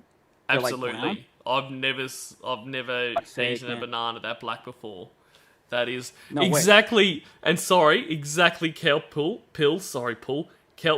Lorne doesn't even know what a mango is. Sorry. Like, later in this thing, like, this blew my mind. Like, I had to, like, it was another one of those moments where I'm like, hang on, am I the idiot? Like, is mango, like, he treats a mango like it's this exotic fruit that some explorers brought back from, the Amazon in an untouched, like, it's a fucking mango. And he spends, sorry for the spoiler, he spends minutes trying to discuss, well, I don't know what this fruit is, it says it's mango, but I bet it's delicious. Fucking Kinds of different fruit and actually whatever kind of fruit you can find. So I got the blender here. He's got the Bluetooth on. Yep, need the Bluetooth. This cantaloupe. In case Ramona called. Cantaloupe. Even the way he says cantaloupe. Cantaloupe. Yeah. Yep.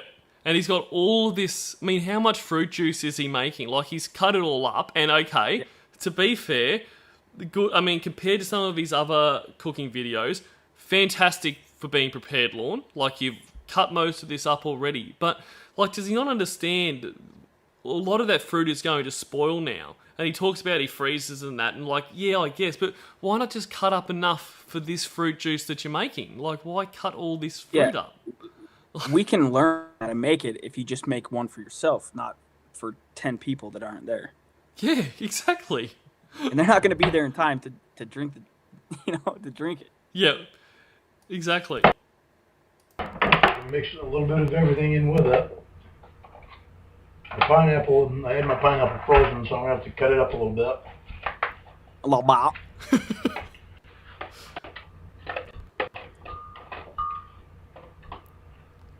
And he's only threw 2 ingredients, and it's like, where's you're running out of room there in the blender. Yep. And, like, you look at this stuff, like, he's got pieces of orange in there, he's got cut up pineapple, he's got cut up strawberry, and he refers to it as, I've cut this up in advance. Now, granted, he may store things in these kind of plastic cups, but these look very much like he's bought these cut up already. Like, I don't know why he can't cut up his own fucking fruit, and I don't believe that he has cut these up and put it into this. And why not just say that? Why not just say, I've bought these? Right. Like, but he wants to be praised for cutting something up he didn't cut up. Get some oranges. Well, everyone's giving him shit for having a kitchen, but yeah, he didn't have time. Yeah, and that's fine. No one cares. If you brought some cut up fruit, okay, awesome, mate. Like, who gives a shit?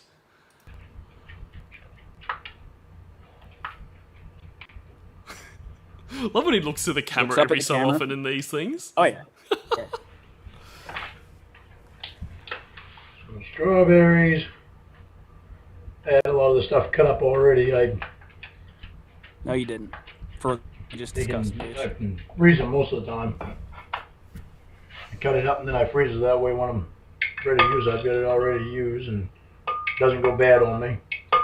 Some blackberries in there. Blackberries.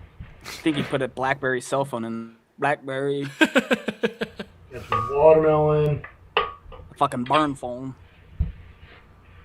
You put some more in there. Watermelon's good. Here I've got a little mixture of fruits. Watermelon, pineapple.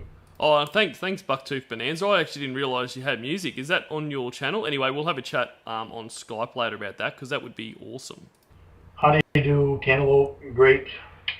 Just take a stick through the grapes in there and take my fingers and use it.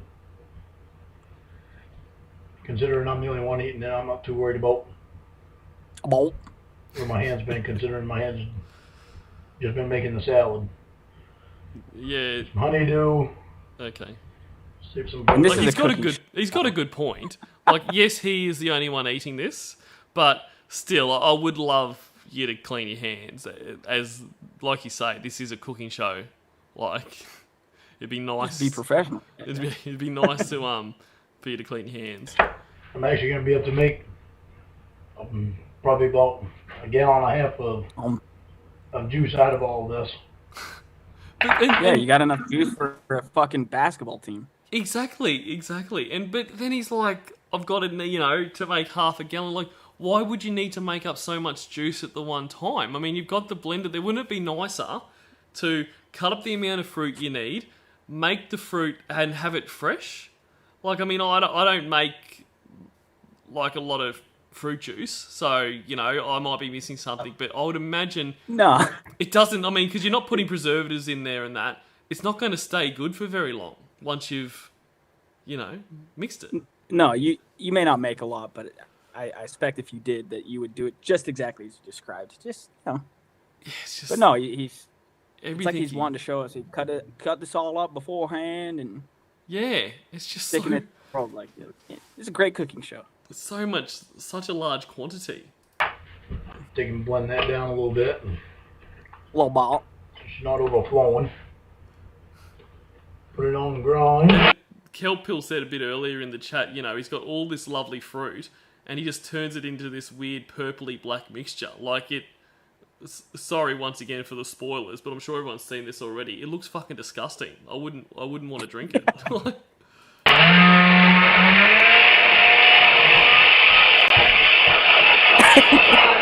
Ma'am, yes, ma'am, says he'll try to make... Sorry, mate. No, it's just that annoying sound, and he just leaves it. A cooking show would turn it on. You might hear that or that noise for just a second, and then it's going to transition to the finished product. We understand what happens during that time. That's right. Here's one we prepared earlier. There's just laughing at ma'am, yes, ma'am in the chat. He'll try to make hooch out of it later.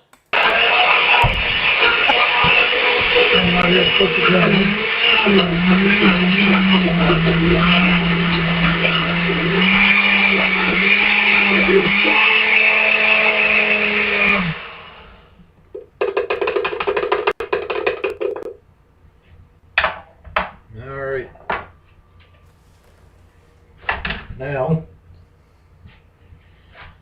take a stick of banana in there. I'm actually probably only going to use about 2/3 of the banana. Because when you stick a banana in there, you stick a whole banana in there, it winds up getting too much of a banana taste and a big black spot on there that he just put into there. Like it's rotten. Yeah, he's worried about 2/3, 1/3, fresh banana, and just throw that fucker in there. Yeah, he just grind it up. There's no milk. There's no ice. There's no. No, and I'm not sure why he's blending in stages. Like he's blended so much, and then it's all going to be different consistency because now he's putting more unblended fruit into. So it's going to be a fucking mess. But he talks about, I don't want to put in too much banana because it has too much taste. Probably has too much taste because those bananas are way too fucking ripe. Like that's why it's got Agreed. too much Yeah. taste. It's not because you put a whole banana in. Not quite so bad. Doesn't have quite so much of a taste of bananas. This here, I'm gonna have to peel this here. I don't even know what this is. Somebody gave me this. I can't even read it. Bourneville, if you ever start a cooking channel, I want you to know 2 things. One is I'll be one of the biggest fans. Yeah. 2 is if you're ever up there cooking something and you start it by, I don't know what the fuck this is, I will raise my hand from the audience and say, are you also related to Abe Lincoln? Yeah, that's how you know, isn't it? That's how you know. But this, I love this bit here. It's like, there's 2 reasons I love it. A, because who doesn't know what a fucking mango is? The mango says, it has a sticker on it saying something mango, but he's looking at it like what is this, exotic fruit that's landed here? But the main thing I love is you had this fruit before you started this show. Like, it wasn't like you're starting and someone's run in and gone, Lorne, I've bought you this amazing fruit. Like, I don't know what this is. Why didn't you find out what it was before you started? Like, take your shakes to the next level with this. No, it's kind of like the TSA agents that say, we're oh, bullshit. So he sees it says whatever the thing on the sticker says on the fruit, and bullshit. He's just not buying it. But he bought this doesn't know what the fuck it is. Doesn't know. Lorne, if I wanted to go make this because I want to be like Armstrong, what do I buy? That's right. But I can't get over the fact he doesn't know what a mango is. And when I watched this earlier, I was like I'm sure mangoes aren't just an Australian thing. Like, because I eat mangoes all the time because they're fucking delicious. But I'm like, do Americans not know what mangoes are? But no, clearly just this fucking 87 doesn't. Yeah, just this cooking chef. But he loves fruit so much, you know? So much. He doesn't know what a very common fruit is, but he loves it so much. Product of European. So much. Looks European. And he's like trying to read a label. Mango something. Yeah. Mango something. Mango something. Mango mang. I'll stick it up to the camera. Oh, fuck it. If anybody knows what that is. Oh, thank God he put it up. Now, Get a better look at it. They can tell me what that is. Somebody You literally just read out mango. You literally read the label, the sticker, and said mango something, and you're still asking people what this is. It's like he thinks mango is the brand. Like it's a mango branded... It's the manufacturer. Yeah. Oh, I wonder where, Mango Incorporated works out from. gave it to me. All I know is some kind of fruit. And I love every kind of fruit. Take and cut it open and see what it is. It's hard in the center. That's the fucking seed, dickhead. That's why it's hard in the center. Wow. Hard on the ends too. Wow. Take and peel it. And one thing that does piss me off is how he peels that, because he actually does it really well and he doesn't cut himself. And, the shit part of me, A, wants him to cut himself, and B, I know if I tried to cut something like that, I would fucking cut myself. So how does this fucking idiot pull it off, It's just one of those things. It's like answered the bro with actually an enlightened and correct answer. He's just, Yeah. he'll do enough once in a while. Exactly. And exactly, Cal Bill. That means he does not... Only does he not know what it is, he doesn't know the word mango. Like, how? Like, there's just no... The Lorne identity. Mango is like chapstick or Kleenex. Didn't feel too off bad. They might have come on the same track.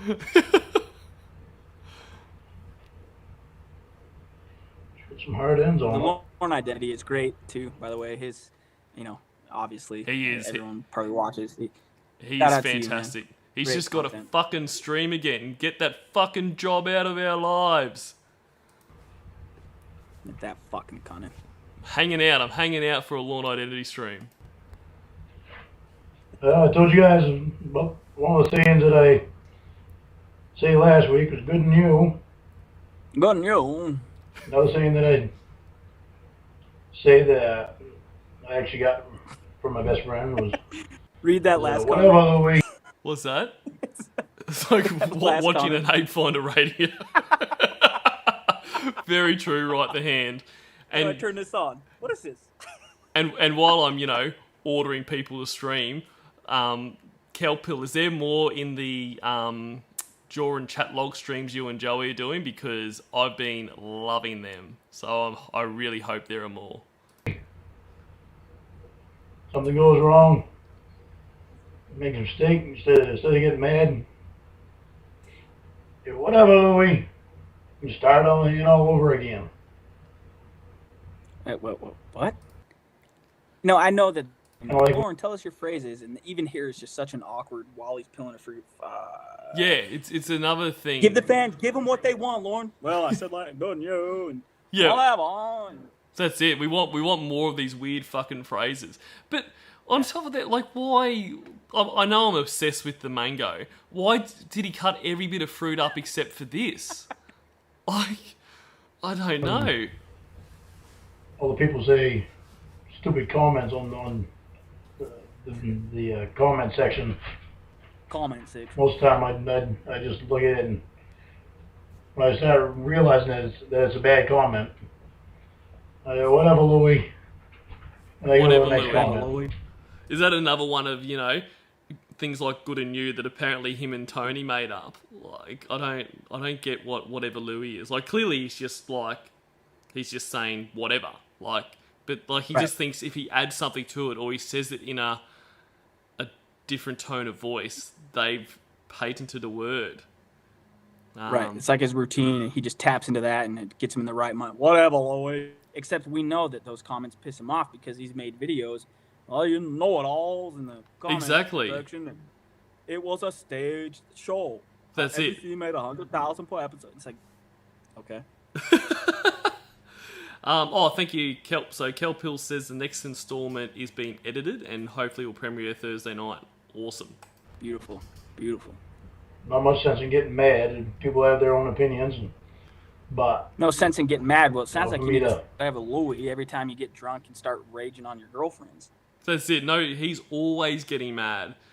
And he's always mad. As Kelp says, he hasn't even tasted the mango yet, which I'm pretty sure from memory he ends up just chucking it straight in. But like, that's a good point. Mango is a new fruit for him. He might not like the taste, yet he's going to chuck it into the juice and potentially could spoil the juice for himself. Yeah. Fucking. And then if his mom said, "Lorne, you made this shake and you don't like it," I'll never even make the mango. It's a new fruit for me, Mom. Fucking. Yeah, he did it for us. That's terrible celebrity. It's for all the people at home. It's not about me. You have to deal with that all the time. Yeah. Better things to do. Like a cooking show. Yep. And that's a good point, Nellie's receding hairline. I bet that mango was hard as a rock too. I mean, it does look pretty fucking hard. Like, I mean, a ripe mango, the flesh is... The knife would be going through it a lot easier than that. So it probably is not even right. They can take their comments and use them somewhere else. Yeah. Your comments don't bother me, so I'm going to spend plenty of time talking about them. On a cooking show. On a cooking show. We got to do something while you're peeling a mystery fruit. Yeah, I like all kinds of fruit. I don't know what the fuck this is, but anyway. By the way, all you fucking know-it-alls. Like, are we your fans or your enemies? That's it.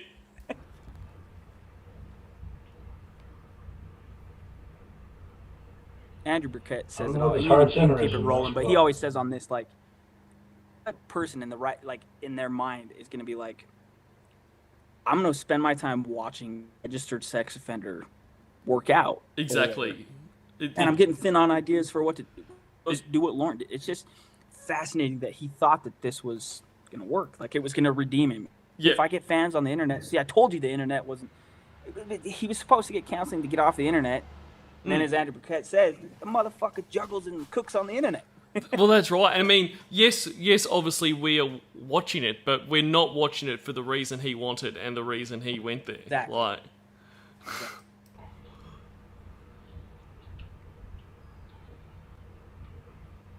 I've had some fruits before that have been given to me that the people didn't even know what the name of it was, and doesn't justify you not knowing. Tasted really good, like fruit juice. People just give me these crazy fruits. Yeah, that happens all the time. Oh, Yeah, everyone's I think just it was- walking that was just around. like he's thinking like, fuck, this is taking long, so fucking just say something. And that was what his brain came up with. Well, people give me fruit all the time that they don't know what it is either. Check out this fruit, Lorne. right here. Yeah.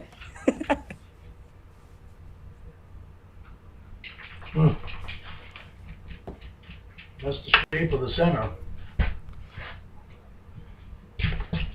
Right there's the shape of the center. The big- seed. It's the fucking seed. Like, you love fruit so much. Fucker. The core The is. center. Shape of the center. I don't know what kind of fruit this is. Mango something. No, it's just a mango. Oh my god. Hey, Lauren, do you know what that fruit is yet? That's it. Like, typical that this is what gets my rage, is his inability to know what a fucking mango is. Take some of these pieces here and throw right in here. I'll have enough out of that one for my next one. I still get another one. Come on, Lorne, this is a new fruit. Put the skin in. You don't know that the skin's not edible, you know. Right. Right. Could be like a nectarine, you dickhead. Yeah. Well, throw in some apples. I slice up the apples and I leave the peelings right on them because once you go through the blender, they're all in pieces anyway. You can't even see. You can't even tell. Can't tell you that chewing on peelings. Put the mango skin in, Lorne. For all you know, that's a mango apple. You know, that's a Why mango not? branded Yeah, why- apple. I let you drinking peelings. Throw some more cantaloupe in there. Cantaloupe.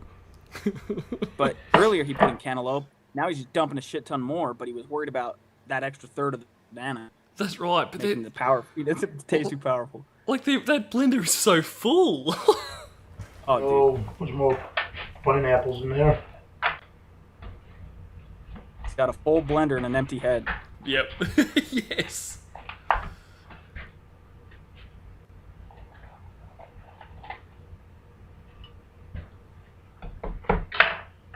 You gotta have some more water on that. Fuck's never had sake, too much Lauren, you're water. running out of room, man. Fucking hell. How's he even going You know, The juice from the water. You go. The I water used to on make the water. like this, and I might do it Help absorb the juices up because more. I'm going to be thinking about it now. But I promise you, it's not going to. I've learned nothing from this. That's good. It's not going to look like It's not going to look like that. I'm going to put a man in it, and I'm going to know, hey, Cornville would be happy because I know what this fucking is. I will be happy. I will be happy to hear that. So it's thinner. Oh, stunner. You can just recognize his from the way when he walks away because it's the same one when he tucked his hat. Yes. All right. And down it, you're free to walk out of this house. You know, if you have nothing else to say. Sheriff's office. Get down. Take the stick cover back on here and grind her up again. Grind her up.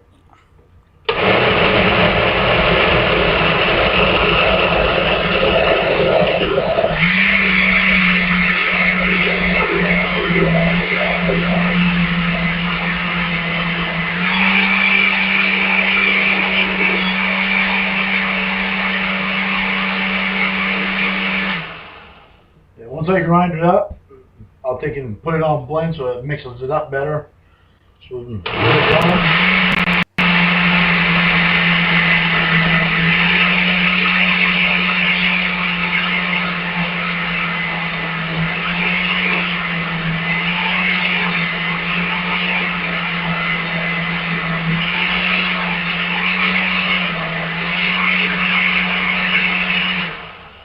And once I blend it, I put it on liquefy.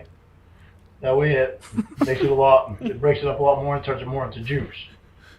It's like he's Normally I do this for about Yeah, 5 that's right. minutes. I'm like, I don't know if that? you guys have ever seen one of these blender things, but this is how they work. That long during the video though.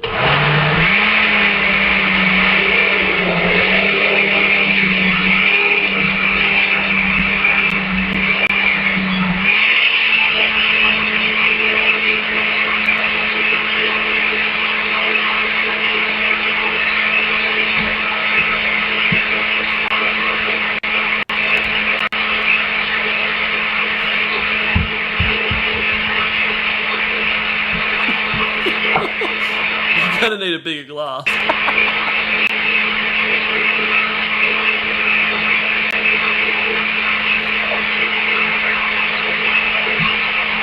Walks away again.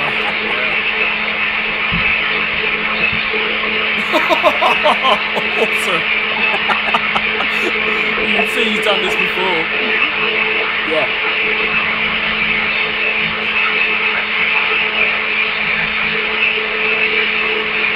Smoke's gonna start coming out in a sec. Struggles under the weight. Yeah, of here that comes the fucking messy fruit. part. That's a cool noise. Whenever I pour this, it always winds up He's gonna show rolling us down that. it. It doesn't land exactly where I want it. So I made this little contraption here it's a funnel with an extra high top on it. That way it makes it so it goes in there a little easier, so I can pour it a little faster. Why are you rushing? And she's still rolling down there a bit.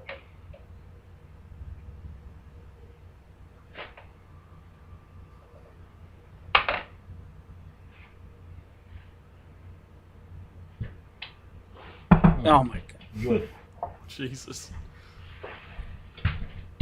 That right there is fruit juice. Yeah, we could see the monstrosity from there. We didn't need a close up. It doesn't look any Right. different than Really, Right. really good. It's filling too. I take this with me to work every day. I'll take and put like a 1 liter bottle, fill that up. I'll stick it in the freezer. I'll take and put it in my cooler. And during summertime, by the end of the day, it still has ice in it. It's still cold. And Imagine taking notes. Wow. 1 liter. he's gonna drink the whole thing on the camera. Oh, that's a great image. I wonder when he switches off the camera, he stares at and sees all that's left, and he's like, "Fuck, am I gonna do with you?" That's exactly Yeah. right. it's about one of the best tasting things that I've ever had in my life. I'm I alive. love fruit. Okay. Love. But there you go. There's my fruit juice that I make. It looks like he's gonna spew. You're gonna want to try it because you'll probably continue to make it. First time I tried it, I couldn't help but continue to make it because it's Couldn't just help so it. good. Never meant to do it. Never But there's mentioned it. fruit juice. And you just remember Andrew Burkett saying, he went to the hearing and he was like, the funniest thing in my life was when Lorne said, "I just want to do my cooking show." Yep, We just that cooking show. Like, that's right. That's what he wants to do. All right, I'm going to have to run. I've actually gone a bit longer than I had time for, but thank you very much for jumping on. This has been a heap of fun. my pleasure. My pleasure. And yes, we will. So tomorrow I'm having Bucktooth Bonanza on. Yeah. But yeah, we'll have a chat. Maybe next week we can finish this call off. That sounds great. All right. Do you want to say anything before we run, mate? Nope. Just thanks again. Shout out to everybody that's tuned in. Love you guys. This community is awesome. And just remember, I'm the meant to do it. Cool. Perfect. Nah, thanks very much, mate. This has been awesome. And thanks to everyone that's been in the chat. You guys are great as always.